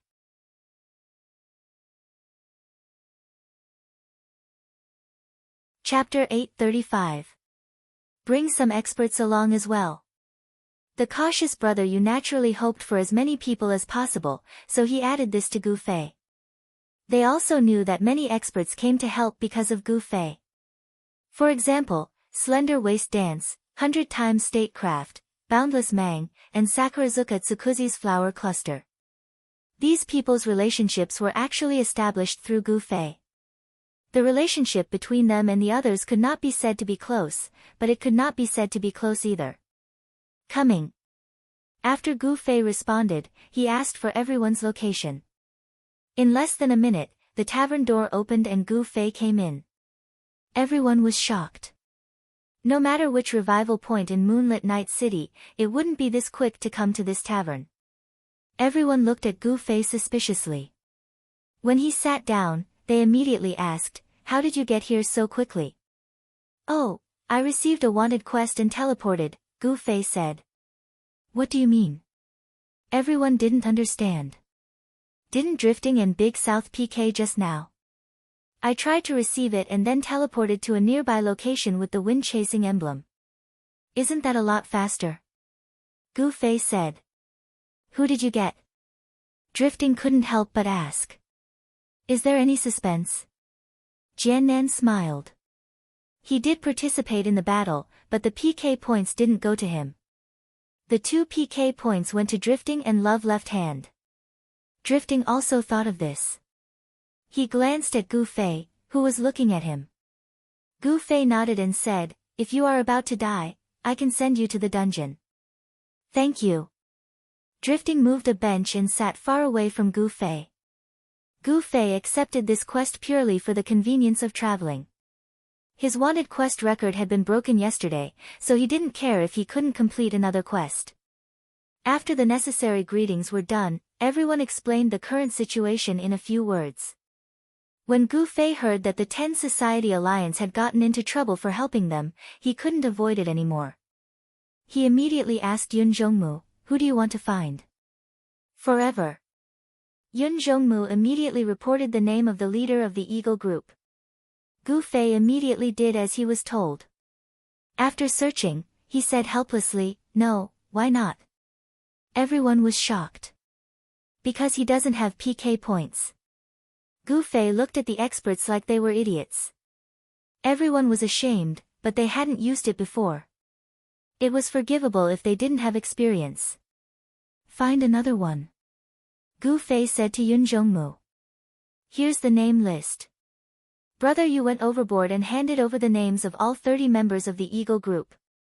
Gu Fei immediately searched for one and glared at Brother Yu.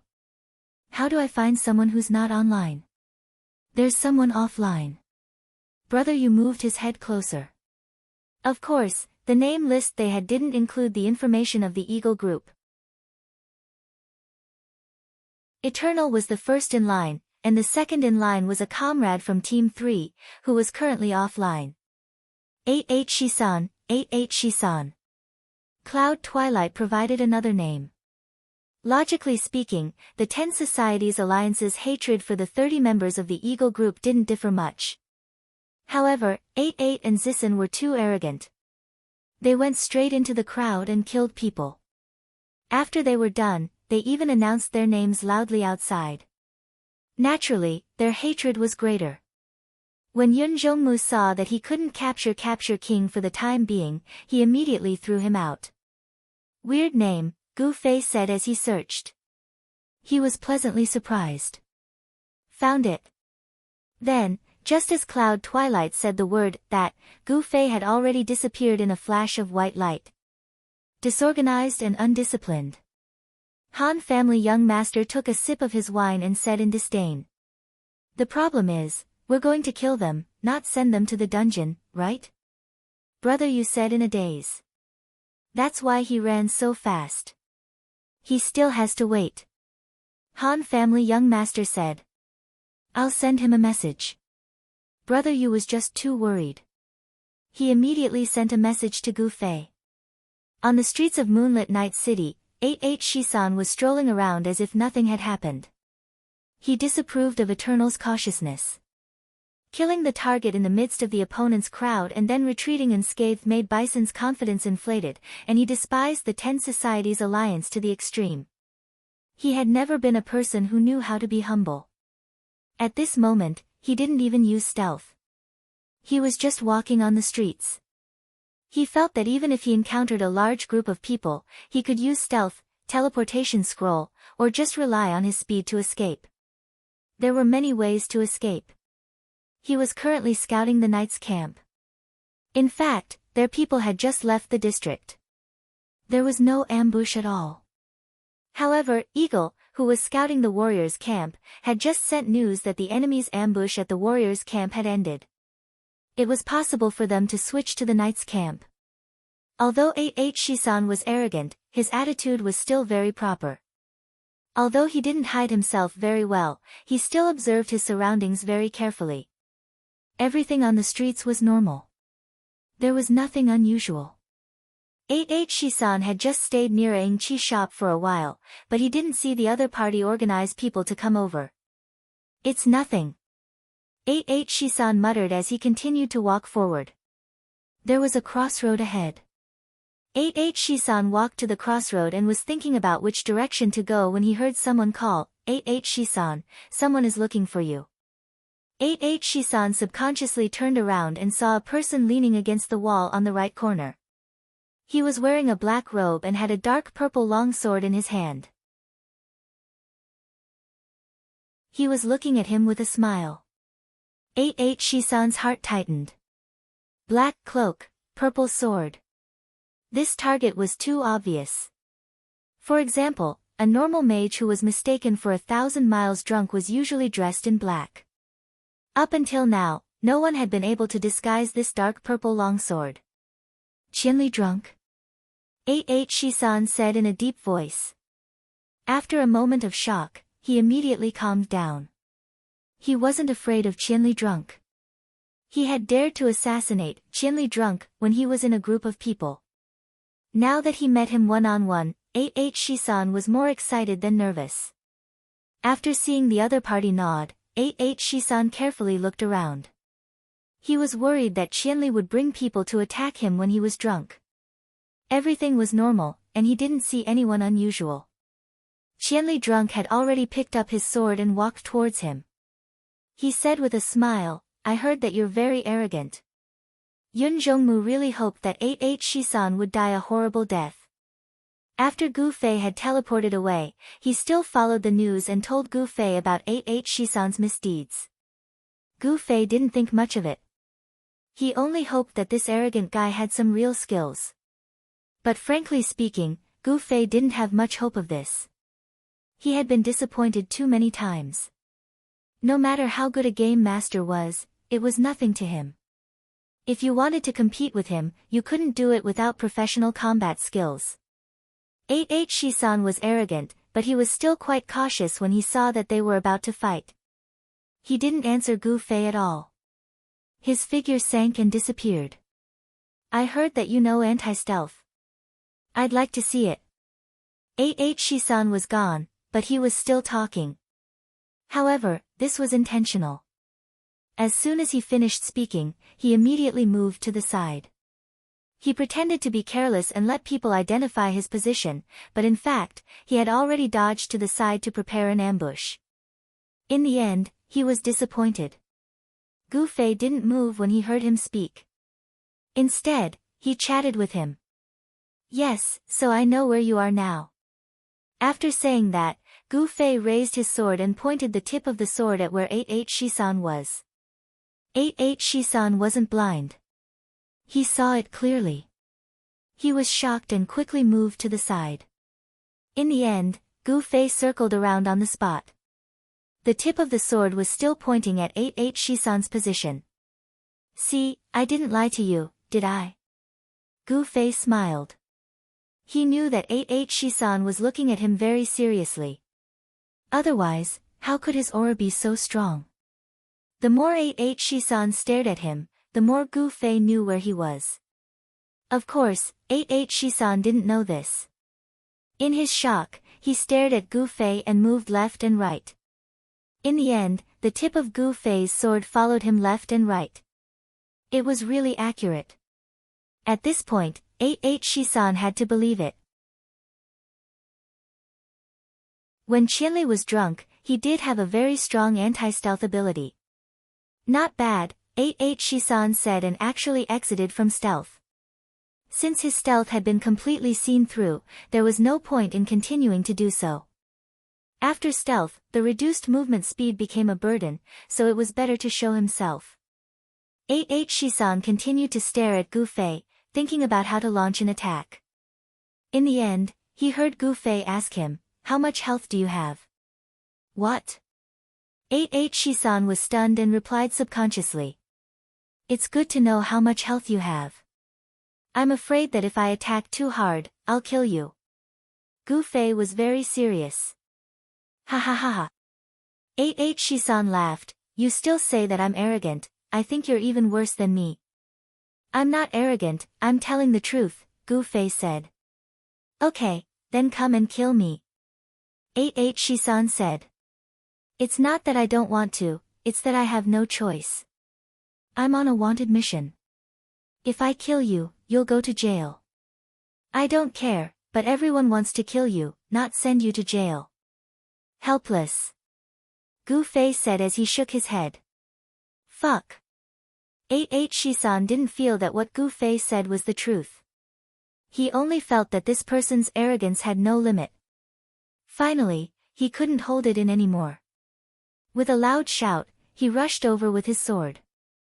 Gu Fei casually waved his hand, and with a dang sound, he actually cut 8H Shisan's dagger. Although Gu Fei didn't have much strength, with such a strike, 8H Shisan was caught off guard and the dagger was knocked askew. 8H Shisan was very stunned. His combat experience was not lacking, but in all the battles he had experienced, he had never had the experience of two weapons colliding. Either dodge, or stab each other, and the weapons clashed. Wouldn't that be a martial arts movie? It's just a coincidence. 8H Shisan determined that this couldn't have been done intentionally by Gu Fei, so he ran out sideways. His speed was extremely fast, and when Gu Fei turned around, he raised his hand and attacked again. Gu Fei turned around, waved his sword, and with a dang sound, 8H Shisan's dagger was knocked away again. 8H Shisan was stunned again, and even stood on the spot. Suddenly, he felt a blur in front of him, and Gu Fei's sword had already slashed at him. He quickly moved to the side and dodged. "Your reaction isn't bad," Gu Fei praised. 8H Shisan thought that went without saying. "But that's all," Gu Fei said. "Fuck." 8H Shisan became more and more angry, and ran around Gu Fei like the wind. He was determined to scoop up Gu Fei's back, and then activate swift movement to kill him. Gu Fei didn't follow him this time, and 8H Shisan easily arrived behind Gu Fei. He immediately rushed forward with both hands holding the dagger tightly. He had already decided that this time, even if Qianli knocked his knife in his drunken stupor, he would hold it tightly and stab it into this guy's body. "Go to hell." 8H Shisan saw that the knife was about to stab him, and Gu Fei didn't seem to have reacted. He let out an angry roar and used all his strength to stab out. In the end, 8H Shisan staggered and almost tripped himself. The knife that he stabbed out stabbed into the air. Qianli was drunk and suddenly moved forward a few steps. 8H Shisan couldn't believe it. What was going on? Was his eyes playing tricks on him just now? That was impossible. He was still in a daze. Gu Fei had already said, "What's wrong?" "It's teleportation. Don't you recognize the skills in the game? Didn't you say he was an expert?" Only then did 8H Shisan come to a realization, but at this time, his stumbling body hadn't stabilized yet. Seeing that Gu Fei wasn't far in front of him, he suddenly rolled his eyes and another evil idea came to mind. He simply didn't stabilize his body on purpose and used the momentum of this stumble to sway over, but his murderous intent was already hidden. Who would have thought that Gu Fei would suddenly fly up with a kick? 8H Shisan had never seen anyone in the game who would raise their feet so high during a PK. Even if it was the Grandmasters of Combat who had attacking methods on their feet, they would only see them jump with flying feet. Such a high foot. What was this? The foot had already landed, and 8H Shisan realized that the foot was about to step on his head. He bent over and pretended to be unstable, but his head was hanging low. 8H Shisan couldn't dodge in time, and his head was stepped on by Gu Fei. With the comparison of his height with Gu Fei, such a thing shouldn't have happened, but this fake stagger gave Gu Fei a chance. What was worse was that although this stagger was half real and half fake, his lower body really wouldn't be stable in such a situation. Even Bai and Shizan themselves might not understand this logic, but how could a professional like Gu Fei not see it? Gu Fei saw clearly where the Type 81 Shisan's center of gravity had shifted when he staggered. He stepped on it and exerted a little force, thus helping the Type 81 Shisan, turning his half-truth into the truth. With a smack, the Type 81 Shisan fell to the ground. What's going on? I was trampled by someone. Yamezison couldn't believe that such a thing could happen in a PK. He had actually been trampled to the ground. However, he had no choice but to believe it. Gu Fei's foot was still on the back of his head. Gu Fei didn't hold on to it. As soon as his foot left the ground, Ba Shisan raised his head and was about to get up when he saw something swaying in front of him. Then, he felt something tighten around his neck. Something was strangling him. What are you doing? Baesuk Shisan only felt that today's PK was extremely incomprehensible to him. What kind of strange fighting style was this? In a hurry, Baesuk Shisan couldn't care less about getting up. He waved his hand to grab the thing around his neck. Gu Fei saw it clearly. With a flick of his wrist, the rope wrapped around Baesuk Shisan's wrist. Baesuk Shisan's hand also happened to be on his neck to remove the rope. Gu Fei's hand shook again, and the rope wrapped around Baesuk Shisan's neck again. Then, he pulled it tight, and Baesuk Shisan's hand and neck were immediately pulled together. Fuck! What are you doing? Baesuk Shisan was anxious. In the end, he didn't learn his lesson, and his other hand untied the rope.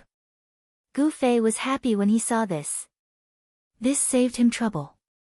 He put it on his wrist, wrapped it around his neck, and pulled it tight. His left hand was also pulled to the side of his neck.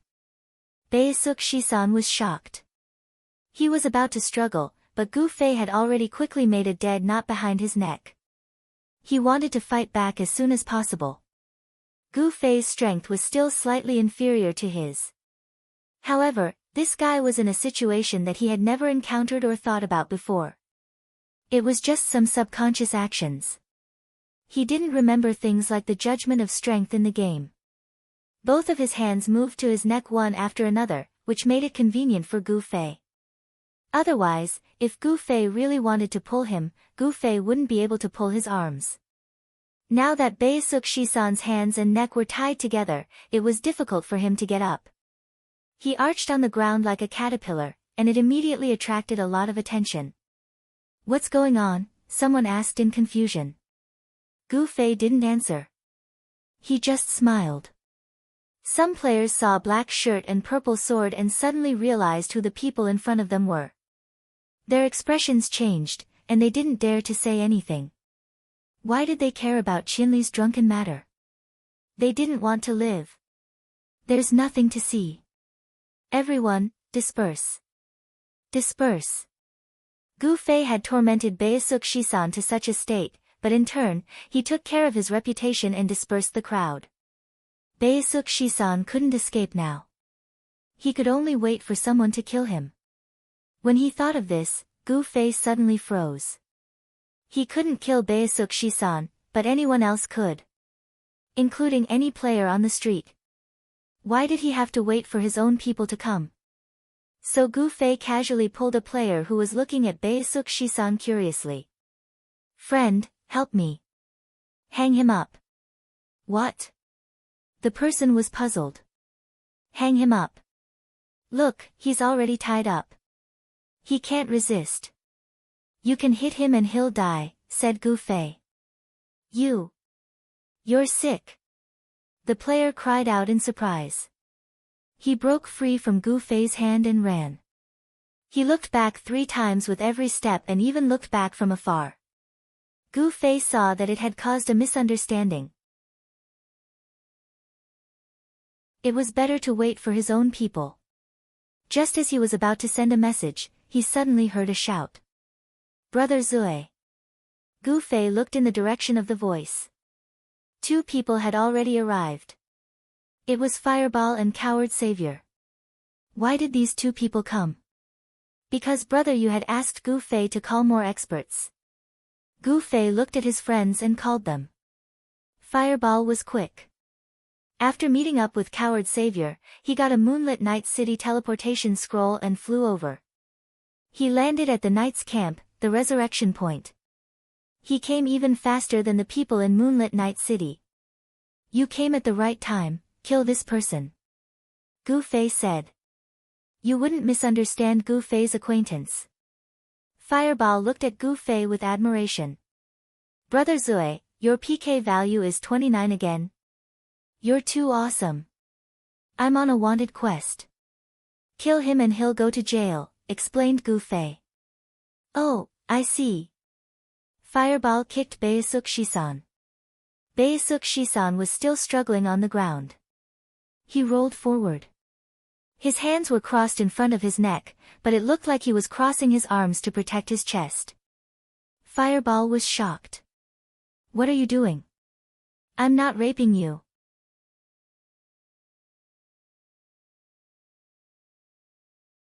Chapter 836. Let go of me.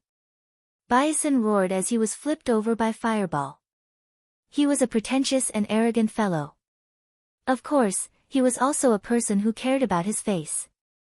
Otherwise, he would have just tied his hands and neck together, and he wouldn't have been unable to even turn over. He didn't turn over because he would rather lie on his stomach and hide his face. His current appearance, whether it was a stranger or an acquaintance, would be extremely embarrassing. But with Fireball's lasciviousness, as soon as he saw Bai Shisan's expression, he immediately smiled obscenely and ignored him.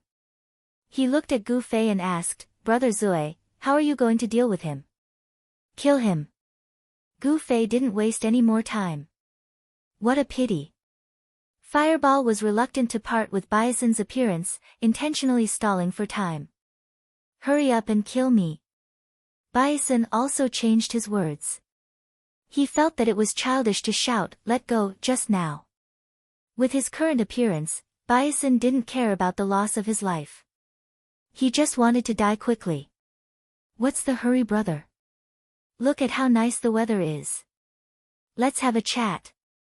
Fireball said. Motherfucker. Bison cursed angrily. However, Fireball wasn't the type to be angered by mere vulgarities. It continued to smile and was about to say something when Gu Fei, who was beside it, became impatient. Hurry up. What are you waiting for? I'll do it. Coward Savior wasn't as despicable as Fireball. He immediately went forward to help. Fireball hurriedly stopped Coward Savior, don't do it, I'll do the dirty work. He then turned around and chanted, throwing a fireball at Bison. Bison almost fainted when he saw the loss of his HP. It had dropped by about 1%. The bastard in front of him had trash equipment and didn't even use his staff. He was trying to kill him with 100 fireballs. Brother Zui, do you think he'll still look like this if he dies and is sent to the resurrection point? Fireball chatted with Gu Fei while throwing fireballs. I'm not too sure either, Gu Fei said. Bison panicked. He didn't know the answer either. If he died and returned to the respawn point, he would still be in this state. What was the point of seeking a quick death? Why don't we drag him to the entrance of the resurrection point, then kill him and observe the system settings in this situation? Fireball looked serious, as if he was doing some important scientific research, but Mayuzumi immediately understood. This bastard wanted to parade him through the streets in his current state. But at this time, when Bison thought that it was very likely that he would still look like this even if he died and resurrected, he had the desire to live again. He hadn't sent a distress signal to his brothers in the Eagle Regiment because he didn't want them to see him like this. Would they be able to hold their heads up high again? But at this moment, he realized that it was useless even if he died, so he couldn't care less. He immediately sent out a message asking for help. He didn't care about being paraded on the streets anymore. Wouldn't this give his brothers time to rescue him? He immediately shouted at the fireball, How dare you? He knew that he didn't have the capital to threaten them. Yelling, "You dare," would only prove to him that they dared to do so. Sure enough, Fireball laughed and said, "Why wouldn't I dare?" After saying that, he began to look around to figure out how to drag Bison away. Yami Shisan was secretly delighted. Forever also replied and asked him what was going on. Just as Yami Shisan was about to describe it, he heard Thousand Miles Drunk say, "Aren't you annoying? Hurry up and kill him. There's something else." Gu Fei also saw through Fireball's thoughts. Although Bison felt that he was the one who caused the humiliation, Gu Fei had no intention of deliberately insulting others. He couldn't kill him, and he was afraid that he would run away. Wouldn't he have to tie him up? It was just that in an online environment, people were not killed but tied up, which was even more unusual. Seeing Fireball deliberately teasing him, Gu Fei couldn't stand it anymore. Fireball was still smiling. "Brother Zui, it's not easy for you to tie him up. It would be a pity to kill him just like that." However, Gu Fei said, "How is it not easy? It's very easy." Bison was so angry that he wanted to vomit blood. He had never been looked down upon like this before. Gu Fei didn't waste time with Fireball and said to the coward savior, "Coward, kill him quickly. Call me coward savior." The coward savior came up with some dissatisfaction. This time, Fireball said helplessly, "Okay, okay." He reluctantly began to attack Bison seriously. Thus, Fireball finally destroyed Bison with flames and fists. The white light flashed and lit up. Shisan was resurrected. The resurrected Bison was in tears. Because the unfortunate thing finally happened, he was still tied up and appeared at the resurrection point. Resurrection would remove some of the debuffs on the player, such as dizziness, slow down, silence, and so on. However, the system didn't seem to care about his tied-up hands. Fortunately, Bison resurrected standing up, which made him a lot less embarrassed. Although there were people coming and going in the resurrection point, if one didn't pay attention, they wouldn't notice that Bison was tied up. Bison hurriedly moved to a corner and sat down, hiding his appearance. The terrifying onlookers finally didn't appear. "Bison, what's going on? Why aren't you saying anything?" Bison's messages kept flashing. It was Eternity calling him. Bison suddenly didn't reply. Eternity's heart sank again. He had a bad feeling. "Qianli is a lunatic, a pervert." Bison replied to Eternity. "You met him?" Eternity hurriedly asked. Bison had only called for help before. He didn't have time to explain the details. "It's him." Bison gritted his teeth. "What's going on?" Eternity asked. "What's going on?" Bison felt the bindings between his neck and wrists in a daze. Why did this happen? Bison couldn't explain it clearly. What was going on? He also wanted to know. After destroying Bison, Gu Fei sent a message to Yun Zhongmu, telling them not to come. Han family young master was furious when he heard this. "Didn't I tell you to wait?" "Wait for what?" "I've got helpers. Let's destroy him," Gu Fei said. "Damn, we'll use him as bait to lure out all the opponents and kill them all in one fell swoop," Han family young master said. "It's nothing. I'll look for them one by one." Gu Fei took out the list and prepared to search for the next one. Then find Eternity. Han family young master wasn't in a good mood. "Why do you care so much about this Eternity?" Gu Fei asked. "He's the group leader," Han family young master said. "Oh, it's only a matter of time," Gu Fei said as he searched through the list of 30 people. 10 of them were offline and 6 had no PK value. 14 people had been targeted by Gu Fei, including Bison, who had just suffered a tragedy. If Gu Fei didn't kill him, then the mission wasn't over.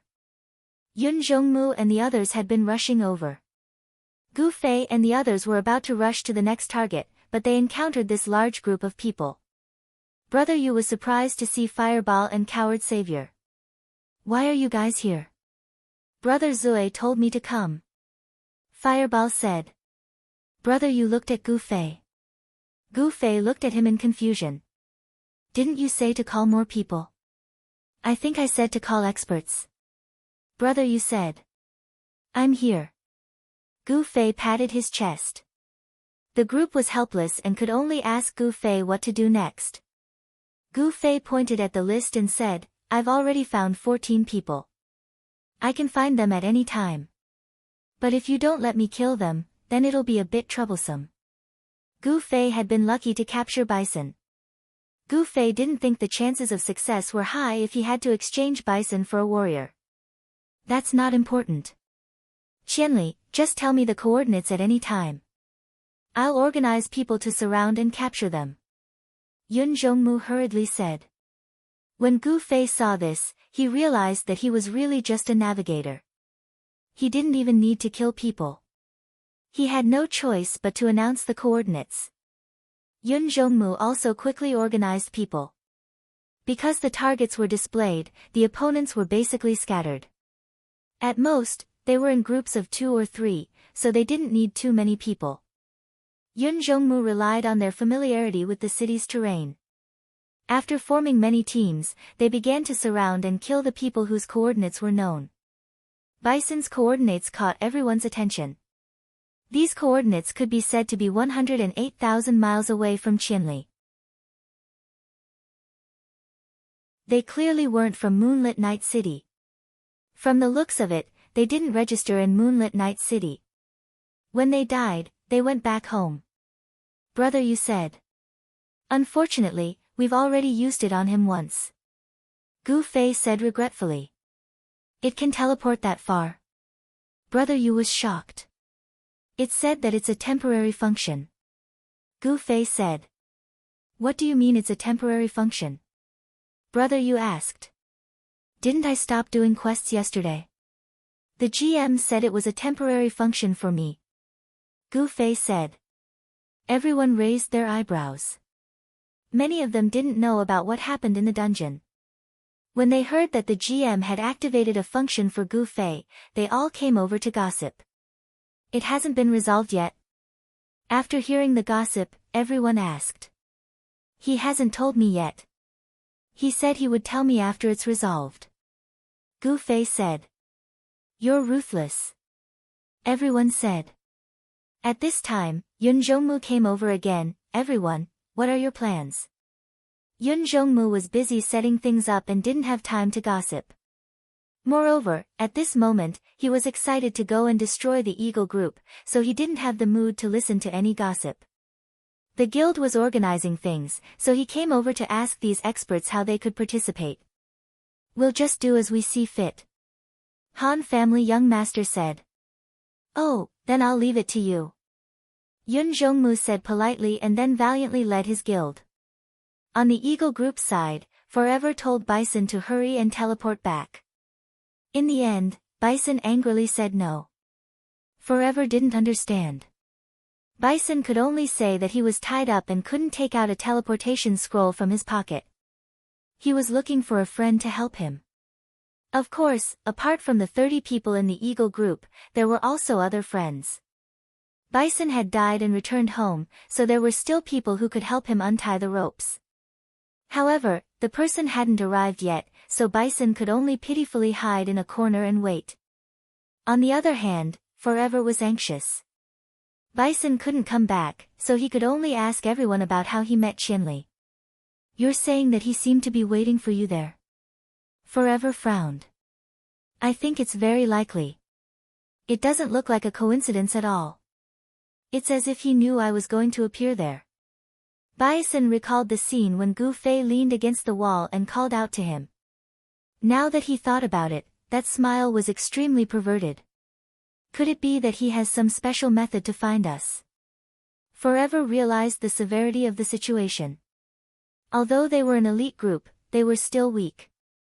The reason why they attacked head-on was to establish their dominance and create psychological pressure for the players of the 10 Guild Alliance. The only way they could continue to fight was to hide in the dark and attack whenever they had the chance. However, if their whereabouts were completely grasped by the other party, it would be very troublesome. In this situation, it was better to be safe than sorry. Forever's reaction was extremely fast. After understanding the situation from Bison, he immediately informed everyone. At the same time, a kite on the top floor of the church discovered the movement of some teams in the city. After understanding the coordinates of each team and observing the teams that had been discovered, the kite came to a conclusion: the 10 Society Alliance was accurately tracking them. Retreat, everyone retreat. Retreat from Moonlit City for now. Forever was very decisive. Since they were going to hide, they might as well just leave Moonlit City. Yun Zhongmu and the others weren't slow, but they couldn't compare to Forever's simple analysis. With an order, everyone took their teleportation scrolls and left Moonlit City. In less than a minute, when Gu Fei's coordinates refreshed, he immediately realized that the 14 targets were no longer in Moonlit City. They all ran. Cloud Twilight stared blankly. He was in high spirits and his fighting spirit was high. Yes. Gu Fei replied regretfully. This is called beating the grass to scare the snake. The Han family's young master looked at Gu Fei with disdain. Your appearance was too conspicuous. They must have figured out that we have this method of knowing their location. Don't worry, I'll send a warrant across the city. Gu Fei patted his wind-chasing emblem and randomly chose a target. With a flash of white light, he left. Wait for me to make a scroll and have 2 people come over. Gu Fei mainly wanted to find 2 people to be his assassin assistants. When he sent this message, he had already appeared in this distant and unfamiliar main city. Gu Fei took the teleportation scroll and quickly made the coordinates. In the end, the reply from a faraway place was, make more scrolls, send more people. Gu Fei wasn't in a hurry to send the scrolls. Each target could only be teleported once. Gu Fei didn't want to waste this teleportation. He looked at the distance between his coordinates and the other parties. It was not far, but as he scanned the other party's coordinates, Gu Fei discovered that among the 14 wanted targets in a row, except for the coordinates of number 8 by 3, the other 13 were exactly the same. They're all in the same place. Gu Fei hadn't noticed this before. Now that he thought about it, he guessed that the target must have used a teleportation scroll to return to their hometown. Their teleportation scrolls were all in the same series, and the coordinates were all in the same place. Gu Fei hurriedly ran towards the target, constantly looking at the coordinates along the way. No change, no change. The 2 refreshes in 2 minutes didn't change. These people were clearly still together. In 2 minutes, Gu Fei had set foot on the same coordinates as them. However, when he looked around, he didn't see such a group of people. Gu Fei also knew that the area of a coordinate was quite large. However, this was a long and narrow street. If it were any other street, it definitely wouldn't be this coordinate area. At this moment, he couldn't see the target in the same area. As such, there was only one possibility for the target's existence: on the roofs on the left and right. Gu Fei looked left and right. The houses on the right were low. Gu Fei took a few steps back and jumped to look around, but he didn't see anyone.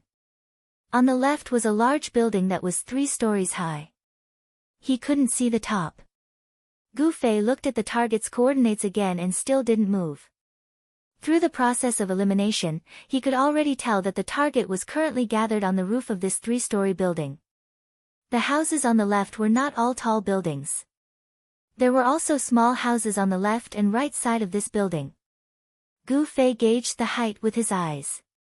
It was impossible to teleport directly up there. If he used a flying hook, they might all be on the roof, and he would definitely be discovered. How did these guys get up there?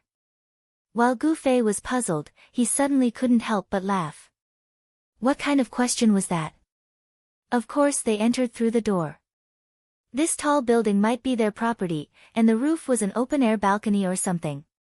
It was easy for them to get up from inside the house, but from outside the building, they could only climb up. Gu Fei's guess was right. This large building was indeed a player's property. Of course, the owner wasn't Eagle Party, but their boss, Matchless Wonder. This large building wasn't bought by Matchless Wonder as a villa. This was one of the large warehouses of Wonder's workshop.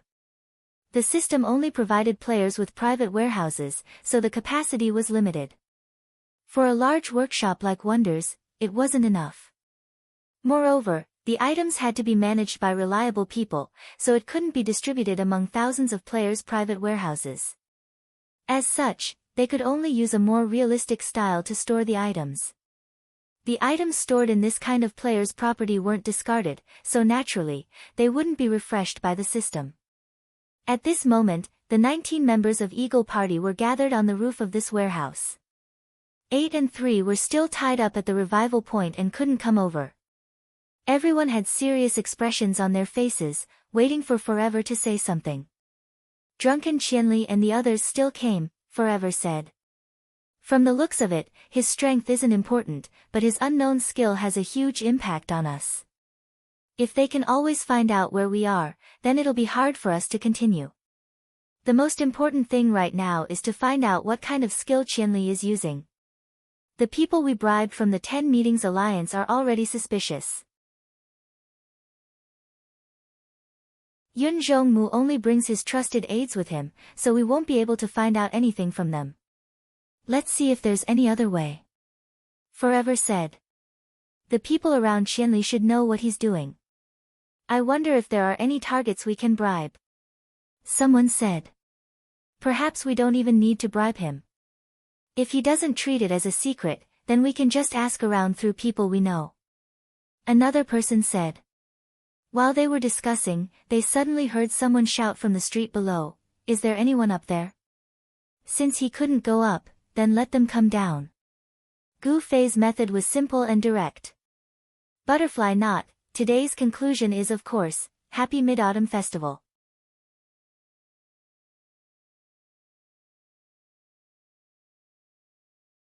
Chapter 837. The rooftop of the warehouse was where the Eagle Regiment often gathered. There were tables and benches, and even 2 reclining chairs. At this time, a group of people were gathered in a circle discussing their next move. Suddenly, they heard a shout from the street below. For a moment, everyone fell silent. They looked at each other, and one of them said, "Are they calling us? Who is it?" The other man was puzzled. He stood up and walked to the side of the building. He looked down and saw a man standing in the middle of the street looking up. When he saw half of his body poking out, he quickly waved his hand. That person had originally come over to take a look without much care, but when he saw the attire of the person downstairs, he immediately retracted his body with extreme agility. His expression changed drastically as he said to the other 18 people, "It's 1,000 miles drunk." Everyone was shocked. Forever asked, "How many people?" "Just him," the cowering guy said. "He came so fast." Someone sighed. "Not only fast, but also accurate. How did this guy catch up to us?" Forever pondered. "But no matter what, he's alone. It's our chance." Someone suggested. "But since he dared to come alone." Someone hesitated. The 30 members of the Eagle group all had different personalities. Some were arrogant, some were humble, some were resolute, and some were hesitant. They couldn't make up their minds and could only look at their leader, Forever. Yongzheng looked calm on the surface, but his heart was in turmoil. 1,000 miles drunk had come too quickly, so quickly that it had exceeded his expectations. It had even found their lair directly and challenged them to a fight from below. Was there an ambush? Some people like to think of things from a negative perspective. It was safer to do things this way. Forever was this kind of person. Just as he was thinking, the shout came from the street again. "I see you all. Come down. This guy is very savage." Someone said. "I'll go take a look." Someone couldn't take it anymore and stood up. "Wait." Forever stopped him. "He can't come up now. Let's think about it first." In my opinion, he's not bluffing. In the current situation, why is he bluffing at us? What's his motive? I can't think of one. Everyone thought about it and agreed. For something like bluffing, for example, when they surrounded 1,000 Miles drunk, he would bluff to scare them. Who would take the initiative to rush up to someone else and bluff? This was too bizarre. Why aren't you saying anything? Are they gone? Gu Fei continued to shout from downstairs. That was what he said, but his mission clearly showed the coordinates of a bunch of people. The coordinates showed that they hadn't moved at all. However, as he looked around, Gu Fei suddenly discovered that the coordinates of number 8 by 3 were getting closer and closer. Looking left and right, Gu Fei couldn't find any hiding spots on either side of the street. Thinking about it again, the opponent recognized him because of his equipment. Gu Fei took off his outer robe, equipped the Night Streamer sword, and crouched to the side. Gu Fei suddenly didn't say anything. Forever and the others discussed on the rooftop for a while but didn't come to a conclusion.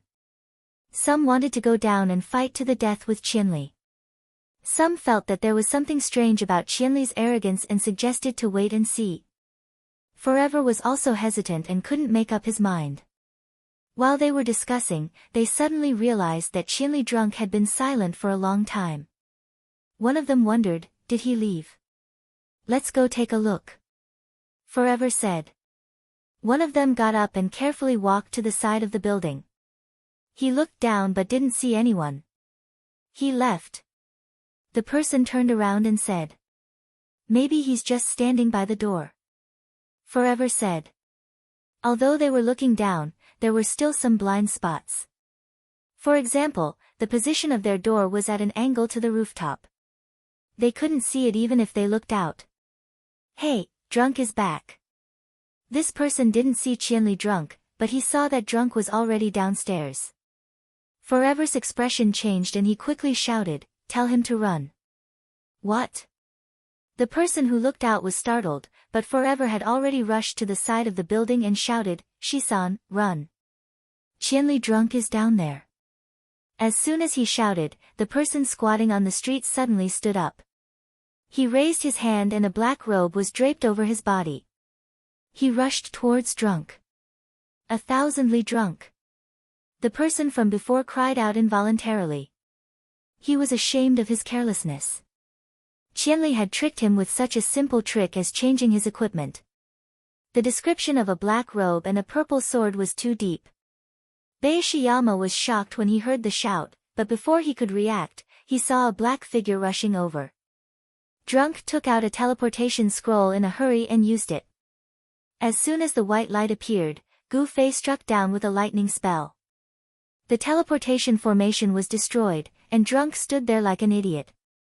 Run, what are you standing there for? Forever said angrily. He turned around and shouted, archers, mages. The people on the rooftop had already gotten up to pay attention. The archers and mages did not need to shout and were already helping. They raised their hands and were about to attack, but Qianli drunk moved again and shrank to the side of the blind spot. The archers immediately stared. The mages could cover the area with AoE spells, but the problem was that drunk was also there, so AoE spells could not be used. At this time, 81 Shisan had already turned around and wanted to run, but just as he ran a few steps, Gu Fei had already teleported to his side, but he was still not out of his blind spot.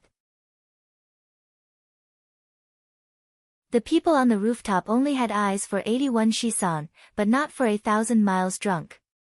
All the long-range attackers were anxious and shouted at 81 Shisan, Shisan, go to the middle of the street, lure him out, but drunk could no longer answer them.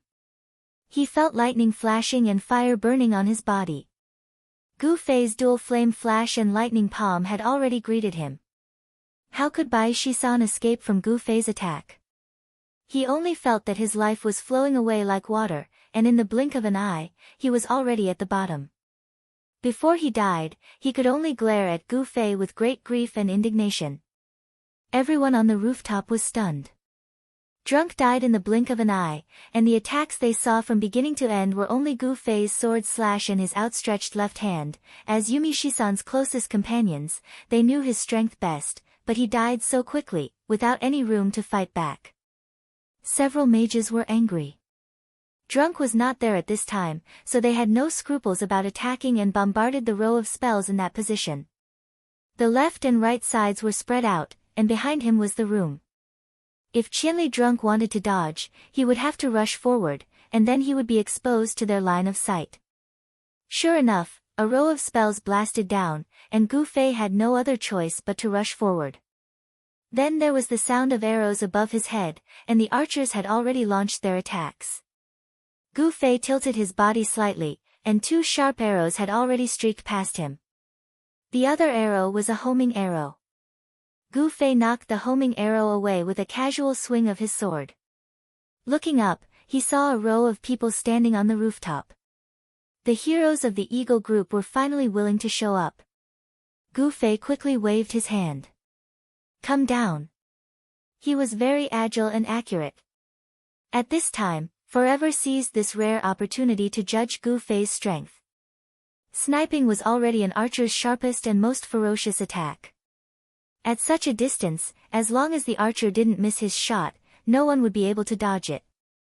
However, this 1,000 miles drunk just had to casually tilt his body and let it pass. The arrow brushed past him. He had dodged it narrowly, but it also meant that he had dodged it accurately. As long as he could dodge it by tilting his body, he would not even bother moving half a step. As for the homing arrow, that skill was very slow. It was not surprising that it could be shot down at such a distance. Seeing Gu Fei arrogantly challenge again, some people finally could not take it anymore, and rushed down the street without waiting for Forever to speak. Forever wanted to shout, but the words were at the tip of his tongue. He saw who the 3 people were, and thought that if he only watched Qianli Drunk dodge the arrows, he would not be able to see much of his strength. He might as well test him out. So the words that were at the tip of his tongue changed to a warning. Be careful, if anything goes wrong, return to the house immediately. No need, he's dead for sure. The 3 people who rushed down were very confident. Maple Blood, ranked 19th on the Warrior leaderboard, Flute, ranked 13th on the Knight leaderboard, and Qian Mo, ranked 11th on the Grandmaster of Combat leaderboard. The 3 experts teamed up to attack Qianli Drunk, the 3 of them. What do we do if they get kite by Qianli Drunk? Someone upstairs said worriedly. This person was ranked 7th on the Priest leaderboard. Someone heard and immediately shouted at Gu Fei, Qianli Drunk, our people are coming down, don't run if you have the guts. Gu Fei raised his head and glanced around. He did not know who shouted, but he replied with dissatisfaction, which I saw me run. Don't kite if you have the guts. The direct provocation was a little childish. Gu Fei knew what a kite was, and shook his head. I will never use a kite if it's below 3 digits. What 3 digits? The person on the rooftop did not understand. Number of people. Gu Fei said. The people on the rooftop looked at each other. Could it be that the rumor of 1,000 kill was true? Was this person's strength really so terrifying that it defied logic? While they were talking, the 3 people had already rushed downstairs. The door opened in an instant, and Maple Blood rushed to the front, and shouted, 1,000. Fuck me. He only shouted one word, but Gu Fei's reaction was fast. Seeing someone rush out, he swung his Dark Knight light sword, and immediately a wall of electricity was laid out, arriving at the same position as Maple Blood. Maple Blood was immediately sucked into the wall of electricity, twitching. DZ and Qianma did not rush as fast as Maple Blood, and luckily escaped. Seeing Qianli Drunk attack them the moment they stepped out, the 2 of them shouted, despicable. What's the rush, it's not like I'll die. Gu Fei smiled. The wall of electricity was indeed difficult to electrocute, but the people who were sucked into it would be very embarrassing to break dance. Moreover, they would have to dance for a full 20 seconds, how could they endure it? Moreover, Gu Fei was an enemy, and how could they believe the words of an enemy? DZ waved the staff in his hand, and healed Maple Blood's HP. It was clear that he was a radiant knight. Gu Fei smiled and did not pay attention to it. The people on the rooftop still could not see what was happening at the corner of the door, and only saw the flashing of electricity, which was even more terrifying. DZ helped Maple Blood, and at the same time, carefully observed Qianli Drunk's movements with Qianma, in case of a sneak attack. At the same time, they were also anxious. Maple Blood was sucked into the electricity, and it seemed like he couldn't come down. At this time, if Qianli Drunk attacked, how could he dodge? In the end, Gu Fei just laughed and watched them busy, and did not have any intention of coming up to make a move. At this time, the people on the rooftop had already asked what happened in the channel. The mages and archers wanted to attack Gu Fei again, but when they heard that he even let go of such a good opportunity to attack, they looked at each other and were a little embarrassed to make a move. As for waiting for people to go out, it was a sneak attack. DZ and Qianma did say it was despicable, but in fact, the Eagle group did not think much of it. What sneak attack? How could it be considered despicable? They had sneak attacked the 10 Guild Alliance for a whole day. 20 seconds later, the wall of electricity disappeared, and with DZ's help, Maple Blood's HP did not decrease. But after trembling for almost half a minute, it suddenly stabilized, and Maple Blood was not used to it. Gu Fei smiled in front of him, and raised his sword. Come on. At this time, Gu Fei was full of mana, and this was actually the real reason why he threw the wall of electricity. He knew that the opponents were all masters, so the battle would be more intense, so it was safer to use all his mana. The three of them confidently challenged him to a duel, and Gu Fei was also wary of any strange tricks they might have up their sleeves. Ah! Maple Blood roared, and charged forward. Gu Fei frowned. Why didn't the three of them have some sort of mysterious teamwork?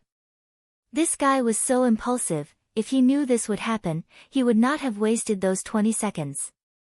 Gu Fei dodged to the side, and skillfully swung his sword to chop off the head. Maple Blood was embarrassed from being electrocuted, but he still had some skill. Seeing that Gu Fei had dodged, he immediately used Whirlwind Slash. Gu Fei could not take this skill head-on, and could only retreat. Maple Blood did not care about his anger, and kept using Whirlwind Slash, sweeping towards Gu Fei. Gu Fei raised his sword and used Lightning Spell on Maple Blood, but he was a warrior, not a mage, and his skill would not be interrupted by an attack. Flute immediately used Holy Heal, and Maple Blood was still in HP. Whirlwind Slash continued to sweep, and Gu Fei could only avoid it.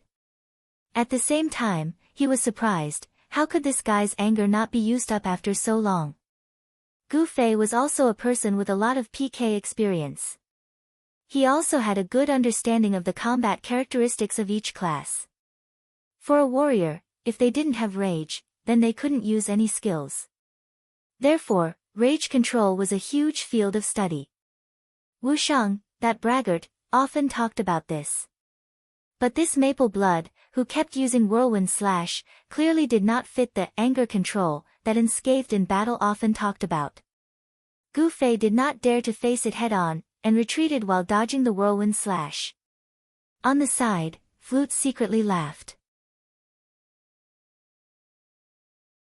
He did not directly participate in the battle, and could see clearly from the side.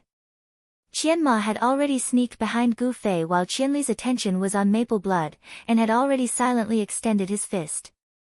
Qianma was ambushing, and very seriously ambushing. He was not like Bai and Zai's three, who shouted when his sword was about to stab someone. From start to finish, Qianma did not make a sound. His right hand was above, his left hand was below, and his palms were facing each other at his waist, silently accumulating power. He, Qianli, and Maple Blood had already formed a straight line. Although Maple Blood was circling, he could clearly see the situation. He was also consciously forcing Qianli into this path. Easy. Flute secretly laughed. He knew what skill Qianma was going to use. If Qianli retreated like this, as long as he stepped into the range of Qianma's Qi wave, Qianma would use qi to push him into Maple Blood's whirlwind slash, and then everything would be over. Die. Flute muttered in his heart, but suddenly his eyes flashed. He saw that Qianli's left hand seemed to be flashing with some kind of light. He retreated another step. This step by Gu Fei finally gave Qianma the chance he had been waiting for. Both of his palms pushed out from his waist, and the surging qi power gathered for a long time, but Qianma still did not make a sound. A strong wind swept out, and Qianma saw Qianli turn his head. He thought, "It's too late for you to notice now." Who would have thought that when Qianli turned his head, he would actually smile at him, and the person following him would actually disappear. Qianma was shocked, and then he heard Flute and Maple Blood shout at the same time, "Behind you." Qianma didn't even turn his head to look, and wanted to turn around to dodge, but a palm was already pressing down on his back. "Go!" He heard Qianli say to him, and then he felt his body go numb like he was electrocuted, and then he flew out uncontrollably. In the blink of an eye, the person who was pushed into Maple Blood's whirlwind slash wasn't Qianli, but him. Maple Blood obviously wouldn't drag his own brother to death, and seeing that it was Qianma, he immediately stopped the skill. Qianma wasn't injured, but he crashed into Maple Blood. Gu Fei shot forward, and the three were shocked. Gu Fei's target wasn't Maple Blood or Qianma, but Flute. "Why are you just watching and not doing anything?" Gu Fei smiled, and his sword was already slashing down towards Flute. Flute hurriedly raised his scepter. Qianli's sword didn't look fast, and it seemed like he could block it with this move. But Gu Fei's sword changed direction at this moment, and with a pull and a push, he immediately changed his attack style. Everything happened in the blink of an eye, and Flute didn't even see what technique it was. He only felt that he was like an idiot, and Gu Fei's sword was clearly aimed at his chest. Flames rolled up, and Gu Fei chanted Dual Flame Flash. Flute knew that it was impossible to dodge, but he used his skills very smoothly. Blessing and Holy Healing fell on him almost at the same time as the flames. Of course, Flute didn't die, and Maple Blood and Qianmo rushed over to help. One used Charge, and the other Grandmaster of Combat's horse-riding Meteor. Their speeds were almost the same. In a flash, Gu Fei had actually snuck behind the Flute, and very unkindly pushed the Flute forward. In Gu Fei's wanted list, these three were all on it. He was busy, but in reality, he wanted to kill them with a borrowed knife. 8 and Zisen were sent to prison because they had no other choice. For these people, Gu Fei felt that he had to think of a way. Flute was pushed forward, and it was another test of Qianma and Maple Blood's skills.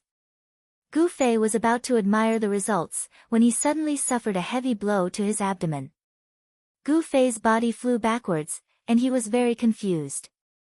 Flute's back was still facing him, and he actually didn't know what attack hit him.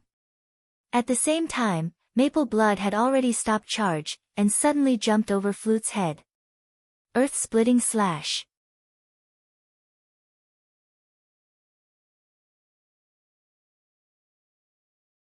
Chapter 838. Gu Fei was flabbergasted. He had clearly been attacked, but he didn't know how the attack came about. This was something he had never even dreamed of. However, there was no time for him to think too much. His body that was sent flying was still unstable, but Maple Blood had already flown over DZ's head and descended from the sky. His speed was even faster than Gu Fei's. Gu Fei couldn't do anything in this situation. He could only casually raise his sword to meet the attack. Maple Blood laughed coldly. The power of earth-shattering slash wasn't something that could be blocked so easily. Although he knew that the damage dealt by skills was determined by the system, Maple Blood still subconsciously tightened his grip on the hilt of his sword. He secretly exerted all of his strength, wishing that he could slice Thousand Miles Drunk in half with this strike. The two swords clashed. Maple Blood felt that the sword he blocked had no power at all. He inwardly mocked Qianli's overestimation of his abilities. However, he didn't expect Qianli's drunken to fly out horizontally the instant the two swords clashed. It looked like he had been sent flying by Maple Blood's sword. However, with the power of Maple Blood's sword, Qianli's drunken was actually sent flying horizontally. Maple Blood felt that it was inconceivable. However, no matter how incomprehensible it was the truth. Maple Blood's sword struck the ground in the blink of an eye. The earth trembled as if it was going to split open. It lived up to the name of earth-shattering slash. As for Gu Fei, he was sent flying to the ground, but he was unable to maintain his balance. He stumbled and fell to the ground, but with his quick reflexes, he rolled and got up again. It was no different from not falling at all. Just now, Gu Fei had changed the power of the attack to fly horizontally. The technique was extremely difficult. Even he couldn't control his body after completing this change. Fortunately, he dodged the damage from this skill. Gu Fei flew out of earth-shattering slash's attack range. However, his opponent's reaction was extremely fast. Although Maple Blood was still in the posture of landing with earth-shatter slash, Flute was already waving his scepter and chasing after Gu Fei. He wanted to take advantage of Gu Fei's unstable landing to continue to deal a heavy blow. But after Gu Fei rolled on the ground, it was as if nothing had happened. When he saw Flute rushing towards him, he did not hesitate to twist his body to meet him. With a flick of his wrist, he slashed his sword towards Flute. Flute hurriedly waved his scepter to block, but Gu Fei casually spun his flute and blocked nothing. Seeing that the tip of the sword was about to reach him, Gu Fei was just about to open his mouth to chant when he suddenly felt a pain in his chest. Another inexplicable strike had struck him.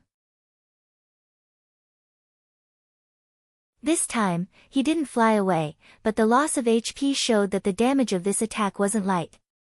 After suffering the same loss twice, Gu Fei wasn't so slow that he didn't notice anything. He carefully observed the situation on the battlefield and noticed something.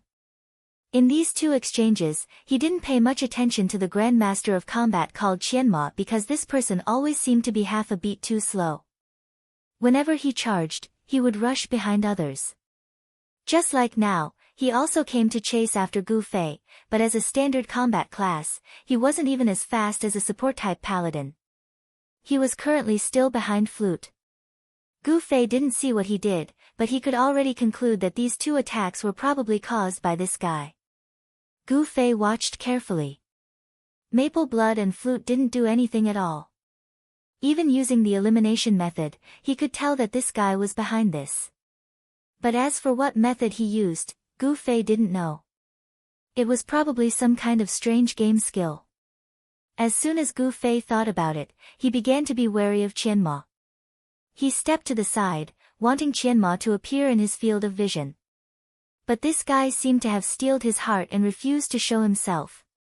Flute also cooperated and tried to hide him behind his back. Gu Fei thought of something and quickly took 2 steps back. He casually summoned an area of effect spell. In the end, the two of them had to keep dodging at the same time. Then, they continued to rush towards Gu Fei. Maple Blood had also arrived, rushing side by side with DZ, while Qianma continued to hide behind them. Gu Fei couldn't figure out his opponent's strangeness at the moment, so he just avoided fighting. His movement speed was much faster than the three of them. Once he started running, it was obvious that the three of them wouldn't be able to catch up. But immediately after that, the rooftop was filled with whistles, laughter, and taunts. In any case, they were all looking down on Gu Fei. At this time, he was running around in circles, which was very much the essence of kiting. Forever didn't engage in such meaningless provocations. He was only happy to see the three of them fighting Qianli to a standstill. At this time, he also didn't want to continue leading the group to enjoy the show. With a wave of his hand in the channel, the rest of the members of the Eagle group went downstairs. Gu Fei was very observant. He already saw that the people on the rooftop were all coming down and didn't want to continue watching the show. He finally waited for the cooldown of his teleportation to be over. Suddenly, he rushed towards the three of them. The three of them greeted him calmly. Gu Fei didn't say anything and immediately teleported behind the two in the front row. But the three of them were obviously prepared for Gu Fei's teleportation. When they saw Gu Fei disappear, they knew where he would appear. The moment Maple Blood and Flute turned around, Qianma passed between them. The three of them changed their positions. The two of them were still in front, and Qianma was behind. Gu Fei didn't succeed in catching Qianma, but seeing that the three of them maintained their positions, he became more and more sure of his deduction. He didn't hesitate to take a step back and ask the three of them with a smile, "Hit the cow across the mountain?" The three of them were shocked. They didn't think that in just a few rounds, Qianli would be able to predict Qianma's skill. That's right, it was hit the cow across the mountain. Gu Fei even guessed the name of the skill word for word. After all, it was a term that was closer to Gu Fei's expertise. In the game, this skill belonged to the Qi Master after the Grand Master of Combat class advancement. It was a support skill that could be used in conjunction with other skills. Any other offensive skills could complement this hit the cow across the mountain. As the name suggested, it could deal damage through walls, trees, and even people. This damage was weaker than the original skill's direct attack. But as the user's proficiency in the skill increased, the damage would continue to be adjusted. With Qianma's current proficiency, not only would the damage not be weakened, it would even be increased. In the parallel world, where there was no immunity to attacks from the same team, this skill was quite useful. Qianma fought with the Eagle Party, and was most used to this method, hiding behind others to attack. This way, the opponent wouldn't be able to see his attack. Even someone like Gu Fei couldn't defend against it. He could only helplessly increase the distance between them.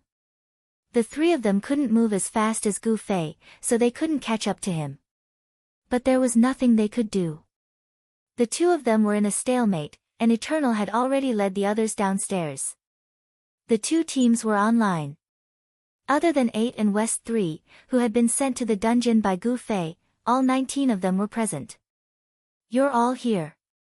Gu Fei nodded, a gratified expression on his face. He didn't look like he was helpless against Qianma's hit the cow from a distance. "Don't run if you have the guts," someone from the Eagle Party shouted at Gu Fei. "I came all the way here, why would I run?"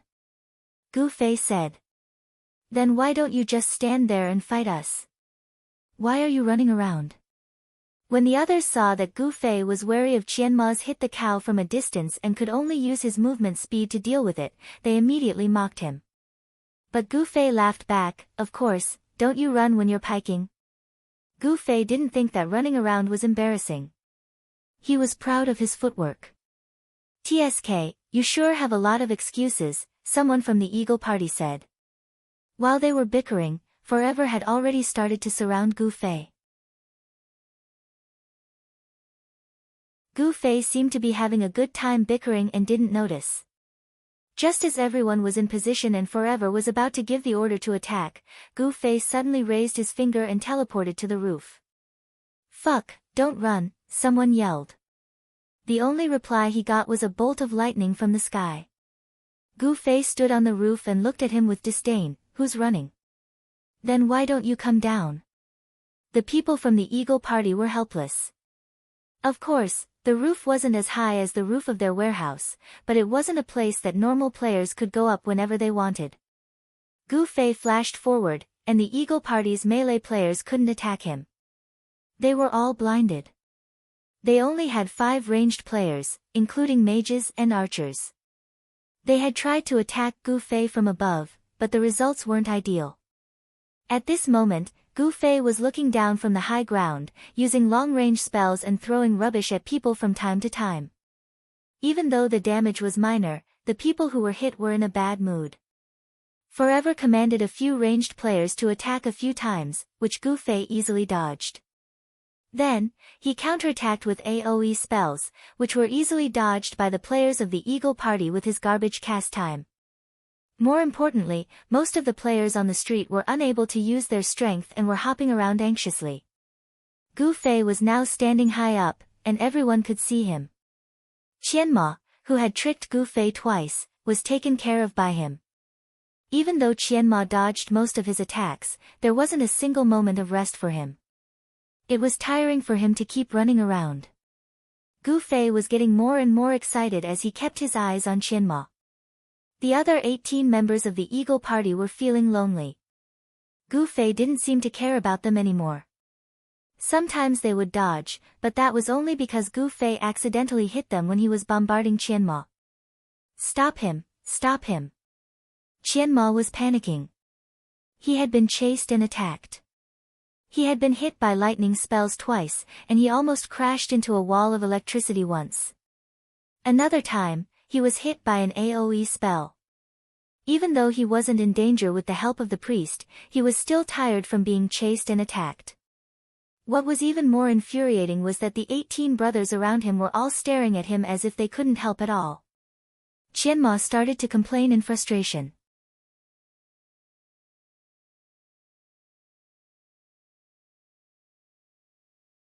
Chapter 839. Everyone heard Qianma's complaint, but there was nothing they could do. If they wanted to attack Gu Fei, the melee classes had to go up to the roof. However, the system didn't provide any jump skills in the parallel world. If players wanted to jump, they had to do it themselves. No one could jump onto the roof. As for the ranged classes, they could still attack. However, they were unable to do anything to Gu Fei. At first, Forever had hoped that 1,000 Miles Drunk would be able to quickly exhaust his mana by casting spells, but after more than 10 minutes, he was still casting spells as he normally would. Even an orthodox mage that added intelligence wouldn't be able to continuously cast spells for so long without needing to replenish their mana. Forever knew that the other side definitely had some sort of mana regeneration equipment, so he stealthily looked for an angle to move forward. Once he was within range, he hurriedly used identification. They always wanted to see Gu Fei's equipment to determine Gu Fei's mana consumption and replenishment cycle time, and then come up with a strategy. As the top player on the night leaderboard, Eternal was also level 43. He wasn't the only one. Everyone in the Eagle Party was at level 43 in the parallel world. They didn't have any problem using Identify on Gu Fei. Unfortunately, the mana return was a piece of equipment that surpassed their current level. Even with Identify, they could only get a question mark. Eternal didn't know what he wanted to know, but he made a more valuable discovery. The Windchaser emblem. This piece of equipment could be obtained through a bounty quest, but it didn't have any grade to speak of. After appraising it, Eternal's gaze swept across the Windchaser emblem, and the random teleportation function of the wanted target appeared before his eyes. Eternal finally knew why this person could hunt them down so quickly and accurately. It was because of the PK points that some of their members had. Eternal had never heard of this function, so he couldn't be wary of it. He wasn't annoyed that his members didn't clear their PK points in time. Since he already knew the other party's methods, there would always be a way to deal with it. He was not someone who only knew how to blame the heavens and blame others. At this moment, he had already begun to quickly calculate in his mind. In the end, he heard several people shouting at him, "Forever." "Huh?" Eternal responded subconsciously. Then, he noticed that the sky above him darkened. He looked up and saw Qianli flying down from the roof like a huge bird. Although Gu Fei kept attacking Qianma, he knew that it wasn't enough to kill these top players. The reason why he kept attacking Qianma was not because Qianma's attacks had caused him to suffer twice. Of course, he did have some thoughts of revenge, but that was just along the way. Gu Fei's real purpose was to choose a target and attack it relentlessly. This way, he could numb the others and make them gradually lower their guard. Gu Fei knew that in order to kill these top players, he had to rely on a series of close-range attacks. The street was the river, and the 19 members of the Eagle group were the fish. Gu Fei, who was standing on the roof, was the fisherman on the riverbank. But even Gu Fei didn't expect his luck to be so good. The first one he caught was the leader of the Eagle Party, Eternal. Gu Fei didn't know Eternal, nor had he seen him before. But he knew that this was definitely him. This wasn't the first time that Gu Fei had seen this person giving orders to the Eagle Party. As for Forever taking the bait, it had nothing to do with Gu Fei's fishing skills. It was because he saw that Gu Fei had an endless supply of mana that he came forward to scout. In the end, he didn't manage to scout what he wanted, but he did manage to scout the new function of the Windchaser emblem. And Gu Fei wanted to numb the opponent and lure them into his trap. But he ended up baiting them with his continuous spell attacks. These two fellows had the intention to plant flowers, but the flowers never bloomed, while the willows grew shade unintentionally. Gu Fei's sword had already slashed downwards. Always was lost in his thoughts. He only reacted when he heard the shouts of his brothers, but the night streamer was already right in front of his face. Eternal hurriedly raised his sword to block the attack. He raised his hand and cast a black mark on Gu Fei's body. The paladin's curse skill was like teleportation. It didn't have a flight time like an archer's attack or a mage's spell. Gu Fei couldn't dodge this kind of attack. The black light turned into a mark and flashed in the center of Gu Fei's head. Gu Fei saw that he didn't take any damage. He didn't know what it was, but his skills weren't interrupted, so he continued to slash down. Eternal's reaction was too late. He wanted to block the attack, but Gu Fei knew that he wouldn't make it in time, so he didn't use any tricks. The sword accurately struck Eternal's shoulder. Flames poured down, instantly igniting half of Eternal's body. The Eagle team's mages were all shocked. They all knew that the dual flame flash would cause the target to take continuous fire damage. However, Gu Fei's dual flame flash had such an impactful burning effect. They didn't know how much proficiency he had in this skill. Compared to the dual flame flash of an ordinary mage, it was like a completely different skill. Eternal took this attack, and his HP dropped by a large chunk. Bystanders might not think that losing so much HP was something to be afraid of, but people were different. They all had different equipment and different defenses. The fact that Gu Fei's attack had taken away Eternal's HP was enough to shock him. But he immediately cursed himself for being an idiot. In that instant, he had hit Gu Fei with a Dark Paladin's intelligence curse, which weakened the target's intelligence stat. Eternal knew that he had reacted too late, and that there was no way he could have dodged that attack.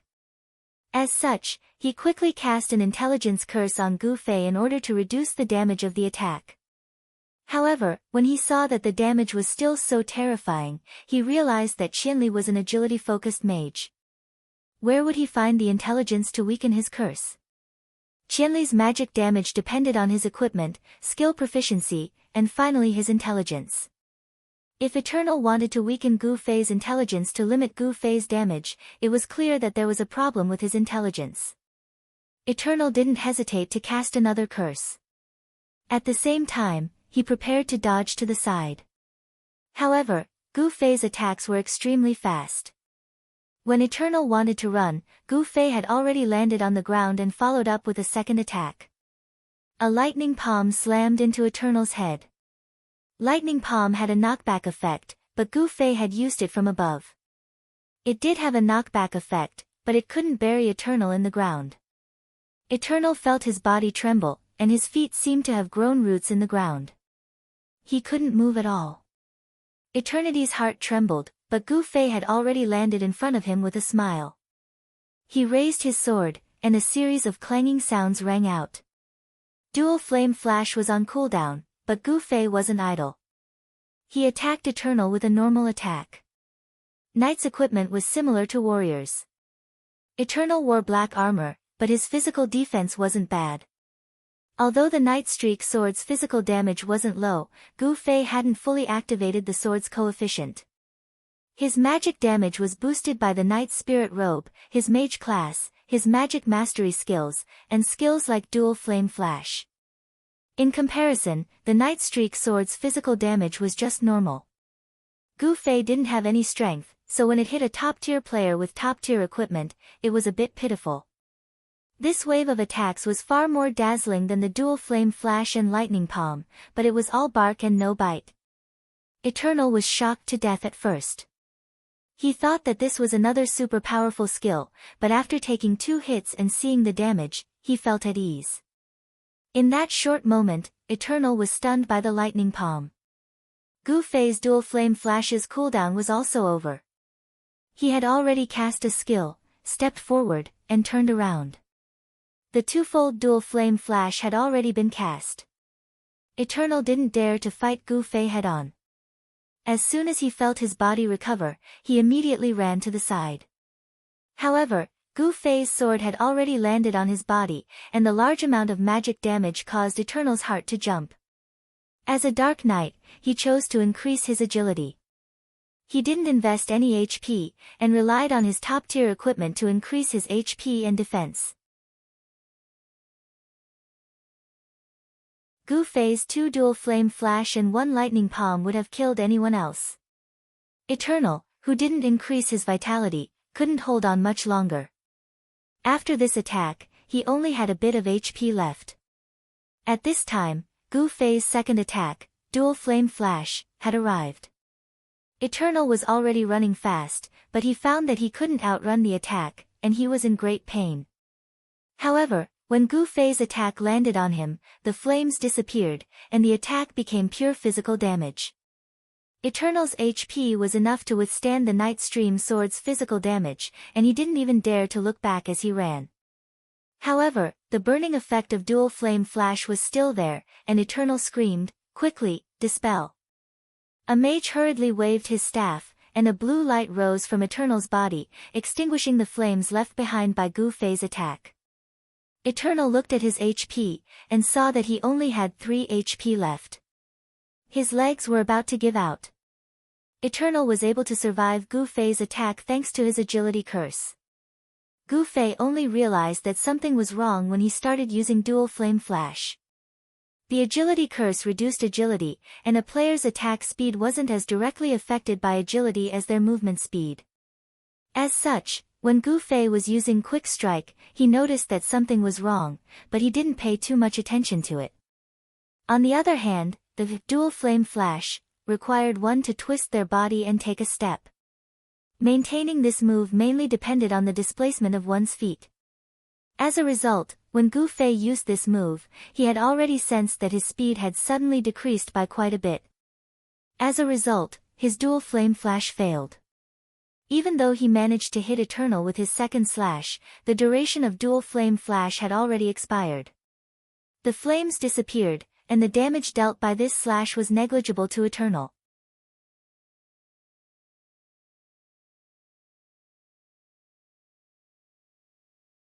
Chapter 840. Eternal had already run quite a distance away. Gu Fei wanted to chase after him, but after 2 steps, he realized that his movement speed couldn't keep up with Eternal's. But at least he had another choice. Gu Fei raised his sword and cast a lightning spell.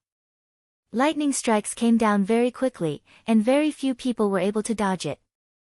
However, there was always one of those few people who could dodge it. Furthermore, experts were always very experienced. When he saw Gu Fei raise his hand, he had a premonition and hurriedly dodged to the side. The lightning that descended from the sky struck empty air. Gu Fei had another choice, which was teleportation. But he didn't use it. He never intended to use it, because he was saving it for when he went back to his room. After exchanging a few blows with these people, Gu Fei realized that they were difficult to deal with. Compared to the veterans, they were completely different.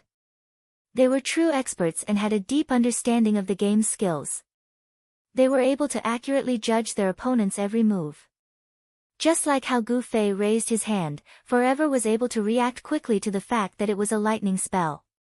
If it was a veteran soldier, they might be able to react quickly, but they definitely wouldn't be able to make such a quick judgment. Moreover, the veterans' reactions weren't on the same level as Gu Fei's. After all, they were veterans. Perhaps they still had battle experience in their memories, but their reactions and skills required a long period of training to maintain. The veterans had their jobs and their lives. Of course, they couldn't maintain their bodies at peak condition like they did when they were in the army. Most of the veterans chose to use bows and arrows as their main method of attack. This wasn't just out of habit, but also because they had no other choice. Perhaps after entering the game, they discovered that their bodies were rusty from the high tempo of close combat. Although their speed and strength were given to them by the game's data, their reaction speed wasn't something that could be simulated by the game's data. In comparison, the veterans' coordination and tactical awareness were things that normal players couldn't compare to. But with their pitiful equipment, they weren't able to display much of their strength. The current Eagle Party could be said to be an elite in terms of equipment. Although their coordination wasn't as professional as the veterans, it was more suitable for the game and could bring out the full potential of each class. The strength of the Eagle Regiment was stronger than that group of veterans, not weaker. At the end of the day, the players of the Eagle Party were better at playing the game than the veterans, and the veterans were new to the game. They didn't have the opportunity to make up for their shortcomings, and their strengths could only be displayed under limited circumstances. Therefore, Gu Fei didn't dare to be careless against the Eagle Party. This was evident from the fact that he chose to wait patiently on the rooftop instead of fighting the 19 players head-on. Therefore, at this time, Forever ran away. Gu Fei did not choose to use teleportation to chase after him, because he believed that teleportation had a more important use. Although it was a pity that he wasn't able to kill Eternal, Gu Fei didn't lose his cool. The other members of the Eagle Party weren't just watching as Gu Fei and Eternal fought. It was because the two had fought too quickly, only a few seconds had passed. Eternal had just escaped from Gu Fei's attack range, and everyone knew that Gu Fei had been cursed by Eternal's agility, so they immediately took the opportunity to attack. Arrows, spells, the first to arrive were always long-ranged attacks. Gu Fei didn't hesitate. He had saved his teleportation for this moment. He immediately teleported to the rooftop without hesitation. "Everyone in!" Eternal called out. Gu Fei once again went up to the rooftop, so it was the same as before. Rather than letting him attack from above, Eternal felt that it was better for them to go up to the rooftop. Even if they couldn't hit him, at least they wouldn't be so frustrated. The group of people charged towards the warehouse. Gu Fei threw out an AoE spell, but he didn't care. He just endured the damage and entered the warehouse. During the fight, it wasn't just Gu Fei who was observing them. They were also observing Qianli's strength. They had an idea of how high Gu Fei's damage was. They knew that an AoE spell wouldn't kill them immediately. Gu Fei attacked a few more times, but he couldn't stop them from entering the warehouse. He could only reveal a helpless expression. The members of the Eagle Party started rummaging through the warehouse, trying to find some trash to throw at Gu Fei. However, this was a warehouse owned by Ying Qi Studio. Trash had already been thrown out onto the street, so it was impossible for them to take up space. The few of them searched around and found nothing, so they had no choice but to follow the team upstairs. Of course, the fastest person would be at the front. The player at the front was called 18 Touch. He was a thief. From his name, it sounded like he had the potential to live forever. However, 18 Touch didn't want to touch girls. He wanted to touch other people's pockets. 18 Touch was a master thief. He was ranked 12th on the thief leaderboard. He dreamed of the day when he could directly steal beautiful equipment from others. However, the game company didn't have such a shameful setting. The master thief's steal skill could only be stolen from NPCs. At this time, 18 Touch was at the front of the group of 19. He hated the feeling of powerlessness he felt when Qianli got drunk and stood on top of the wall. If it wasn't for the fact that it wasn't allowed in the game, he would definitely piss on Qianli's head. Unfortunately, he couldn't piss now. At this time, 18 Touch's cheeks were full of saliva. He hoped that Qianli wouldn't stand too far away. His mouth couldn't be compared to an archer or mage. The roof of the rooftop was a flipper. Of course, it was the same as the door to the room. Otherwise, it would be terrible if someone climbed into the warehouse from here. 18 Touch rushed to the rooftop and pushed open the flipper. He crawled out of the stairs and was eager to spit on the edge of the rooftop. However, just as he stepped onto the rooftop, he suddenly felt something tighten around his ankle. He looked down and found that his ankle was wrapped by a rope. 18 Temptations was startled.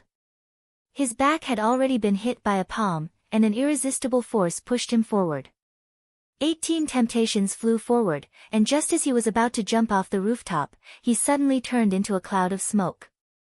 18 temptations' figure had disappeared, and the rope had wrapped around his ankles, turning him into a straw man. Do all of you really have a strange skill? Gu Fei frowned. When he looked up, he could already see the location of the 18 touches. The rooftop wasn't very big, and 18 touch was just beside it. How did you get up here? 18 touch was shocked. At this time, the second person had already crawled out of the stairs. When he saw the situation on the rooftop, he turned pale with fright. However, Gu Fei's sword was already burning with flames as it slashed down. At this time, most of his body was still in the stairs. There was no space for him to dodge. Raise his weapon to block. After exchanging a few blows, everyone knew that there was no need to resist against Qianli Drunk. His sword was too smooth. Just a few swings and the resistance would be futile. This person's reaction was also very fast. He had no choice but to retreat back into the stairs. At the same time, he reached out and pulled up the flipper. What are you doing? This guy shrunk down and sank his butt. He flipped over a person behind him. The people behind him flipped over one after another. The people on the stairs all flipped backward. They only stopped when they reached the corner of the stairs. Those who flipped over all shouted out. Qianli Drunk is up there. The guy who flipped over a bunch of people with his butt said in a deep voice. Fuck, how did this happen? Everyone was confused. They didn't understand why Qianli would run up in the blink of an eye after getting drunk. How did he get up there? No one was more familiar with this building than them. There was no place to climb. Shit. The bum guy shouted, 18 touch is still up there. Hurry up and save him. Someone shouted. What are you panicking for? Forever spoke. Everyone looked at him. Right now, Qianli Drunk is guarding the exit. He'll kill anyone who shows their head. How do we get up there? Forever said. I'll use my shield to protect my head. Clerics will support me. I think it should be fine. A heavy armored warrior stood out. This person was called Unstoppable. He belonged to the Eagle team and was the only heavy armored warrior in the team. His equipment was good, so his defense was naturally high. He had tanked countless bosses and was ranked 8th on the warrior leaderboards. Even Unstoppable valued him. This was because people like him were very important when it came to hunting bosses. Unstoppable was the only one in the team. When Forever heard Unstoppable's suggestion, he shook his head. Didn't you see Qianli Drunk's palm skill? He can push people back. When he saw that he couldn't kill you, he pushed you down with his palm. Forever didn't continue speaking. He looked at the bum guy with a meaningful gaze. He was clearly implying that if he pushed him down, the story of everyone flipping on the stairs would repeat itself. The bum guy's face turned red when Forever looked at him, but he didn't know what to say. The bum guy was actually just a kite. He was originally the second highest leveled player in the team, but he had made a fool of himself today. He had lost a lot of face and hated Qianli Drunk even more. I can't even get up there. What about 18 touch?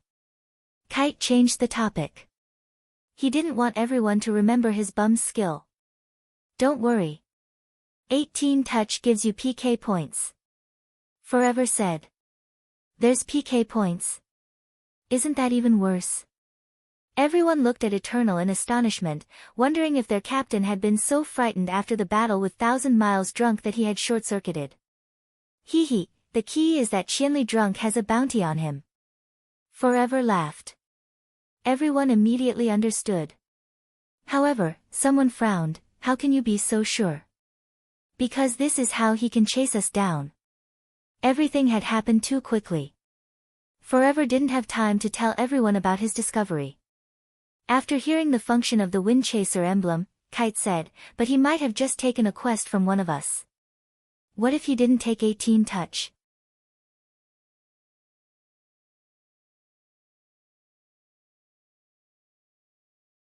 Chapter 841. Forever remained calm and unhurried as he continued to smile. I don't think it's possible. Drunk Qianli received these quests in Moonlit City. I think he was originally working with the 10 Societies Alliance.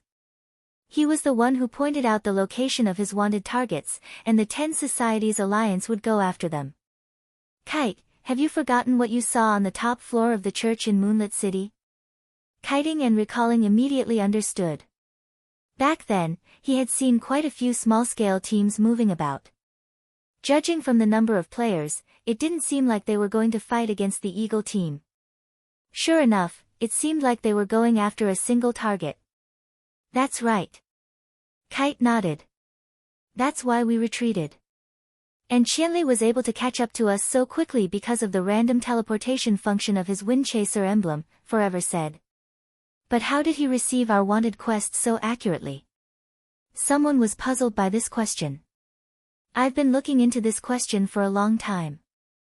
I believe we'll have an answer soon, Forever said. Oh. No one knew that Forever had this kind of operation. At first, Forever didn't have a clue either. It wasn't until he got in touch with 88 Shisan and asked about the situation in detail that Qianli received a wanted quest because he was drunk. That was why he didn't kill 88 Shisan and instead asked someone else to do it. This caught Forever's attention. At that time, he felt that Qianli received a wanted quest because he was drunk. In fact, Gu Fei's wanted license had the ability to directly search a person's name and accept a mission. This was something that everyone in Cloud Peak City knew about, but Forever and the others, who were far away in a foreign land, hadn't heard about it yet. At this time, he wanted to ask around and was still trying to find a way to get close to Thousand Miles Drunk's people, but he didn't know that this matter could be easily found out by just asking a random player on the streets of Cloud Peak City. That was why he still didn't know the answer. In fact, the most important reason was that Ying Qi had been forcefully poached by Cloud Tang. The frontline and second-line employees had all resigned, resulting in a serious gap in communication between the upper and lower levels. Otherwise, it would have been easy to obtain this kind of information through the studio. Perhaps the small and temporary workers working in Cloud City would already know about it. Unfortunately, these people's voices couldn't be heard. The person in charge and assistants of Cloud City had all run away. They were busy counting goods for 5 days and were as busy as dogs. Forever briefly explained the situation to everyone, but they didn't mention it until now. It was clear that Gu Fei was in a hurry. What do we do now? Kite asked after listening to Forever's explanation. I think the problem now is Qianli's drunk. P. Green Bowl expressed his opinion. Oh. Forever and the others looked at him. There's only one person in this building. Qianli actually ran up to the roof when he was drunk. If we surround the building, how can he escape? P. Green Bowl suddenly realized something. Oh, he can use a teleportation scroll or something. Sigh, that's useless. Using a teleportation scroll was only possible because the members of the Eagle group were rich people who often used teleportation scrolls. If it was a group of normal players who didn't have the strategic awareness to use teleportation scrolls to run around, they would have happily surrounded the building. Let's listen to 18's situation up there. Forever said as he opened the mercenary channel. 18, please respond if you hear me. Kite called. On the rooftop, Gu Fei looked at the bounty number on 18's body and felt helpless. If they killed him, he would go to jail. When he came out, he wouldn't have any PvP equipment, and who knew when he would be found again. As for 8 West 3, he had already lost 2 levels after killing him once.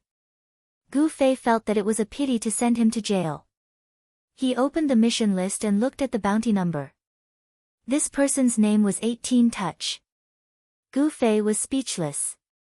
He thought that this guy was a fan of Tsubasa Sakuratsuka, Fireball, and the others. 18 Touch was entangled by Gu Fei's rope as soon as he came up, and was almost pushed down the stairs.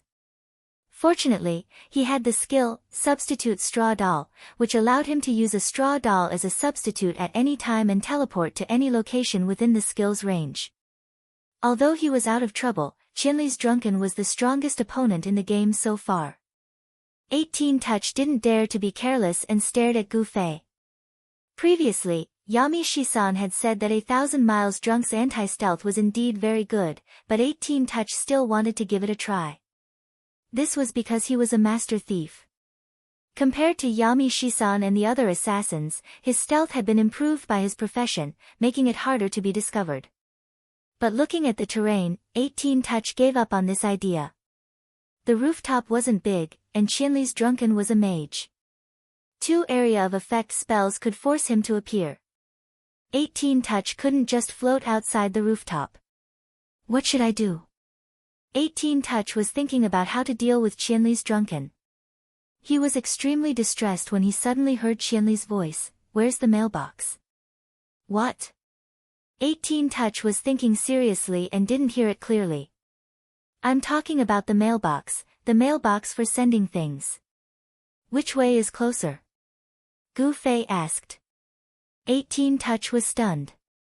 He didn't know how this question was closely related to the current situation. He didn't say anything for a long time. Gu Fei asked again. 18 Touch thought about it and replied, I don't talk to the enemy. Gu Fei was just asking casually.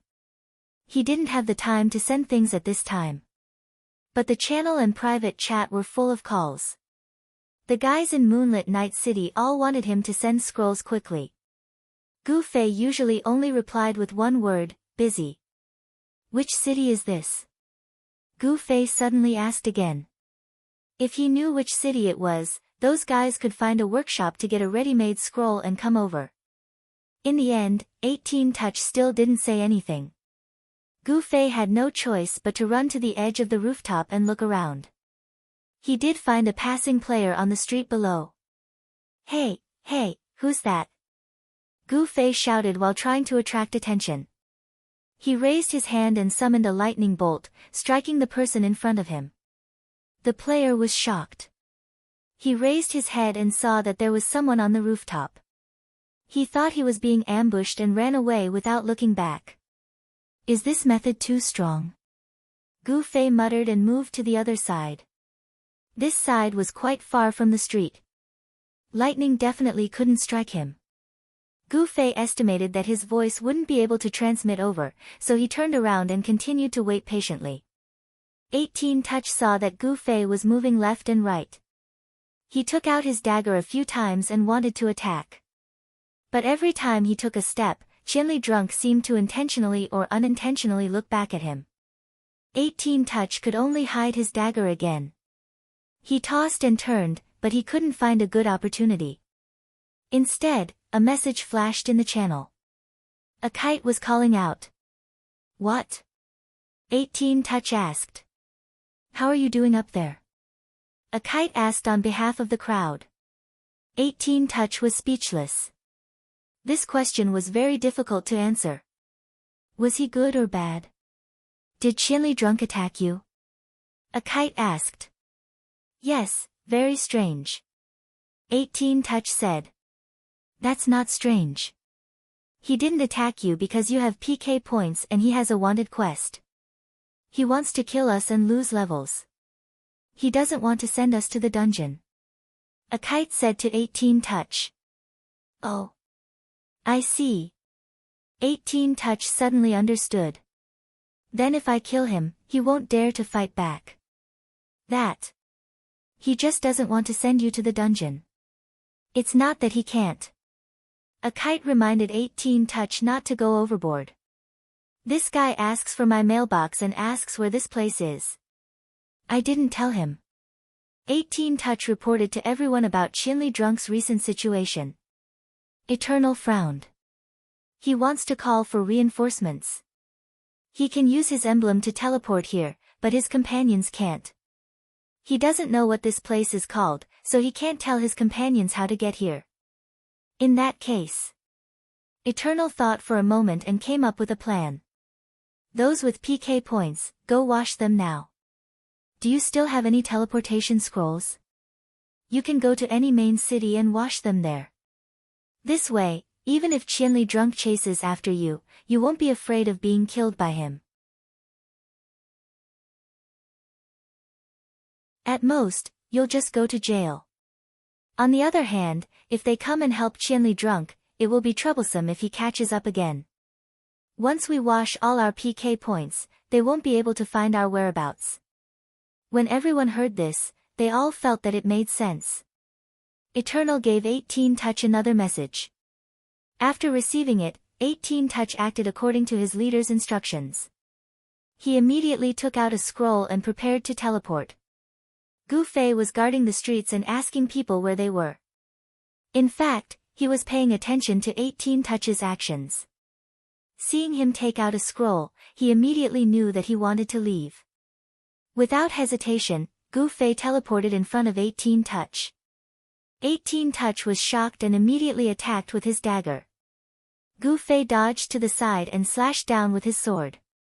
Although he was going to jail, it was better than letting him roam freely outside. With this slash, 18 Touch immediately knew that he couldn't take the damage. He had already seen Gu Fei's continuous attacks, which were even more coherent than a grandmaster of combats. Without any hesitation, he used his scarecrow skill. Gu Fei's sword flashed, and the scarecrow was cut in two. 18 Touch disappeared. Gu Fei looked behind him to make sure that there was no one behind him. He quickly stuck his head out and saw that 18 Touch had left the scarecrow on the rooftop. He had already teleported outside and was falling down. Gu Fei swung his sword, and the noose flew out and accurately wrapped around 18 Touch's ankle. The end of the noose was a flying hook, and Gu Fei had already hung it on the edge of the rooftop. The length of the noose was calculated by Gu Fei. 18 Touch was falling down. At this height, he estimated that he might still be alive, but he didn't expect his ankle to suddenly tighten. He didn't expect Gu Fei's noose to be able to catch him in this situation. Scarecrow was also a skill with a long cooldown, and it couldn't be used at this time. Once the noose was caught, 18 Touch could no longer fall, and he fell straight towards the rooftop. You're tuning in to the Blissful Bookshelf YouTube channel. We're so grateful for your support, and don't forget to subscribe to join us on this incredible journey through captivating stories. Your generosity through donations truly makes a world of difference, as it's the primary source of revenue that allows me to expand and enhance this channel for you. Thank you from the bottom of my heart for being a part of this adventure.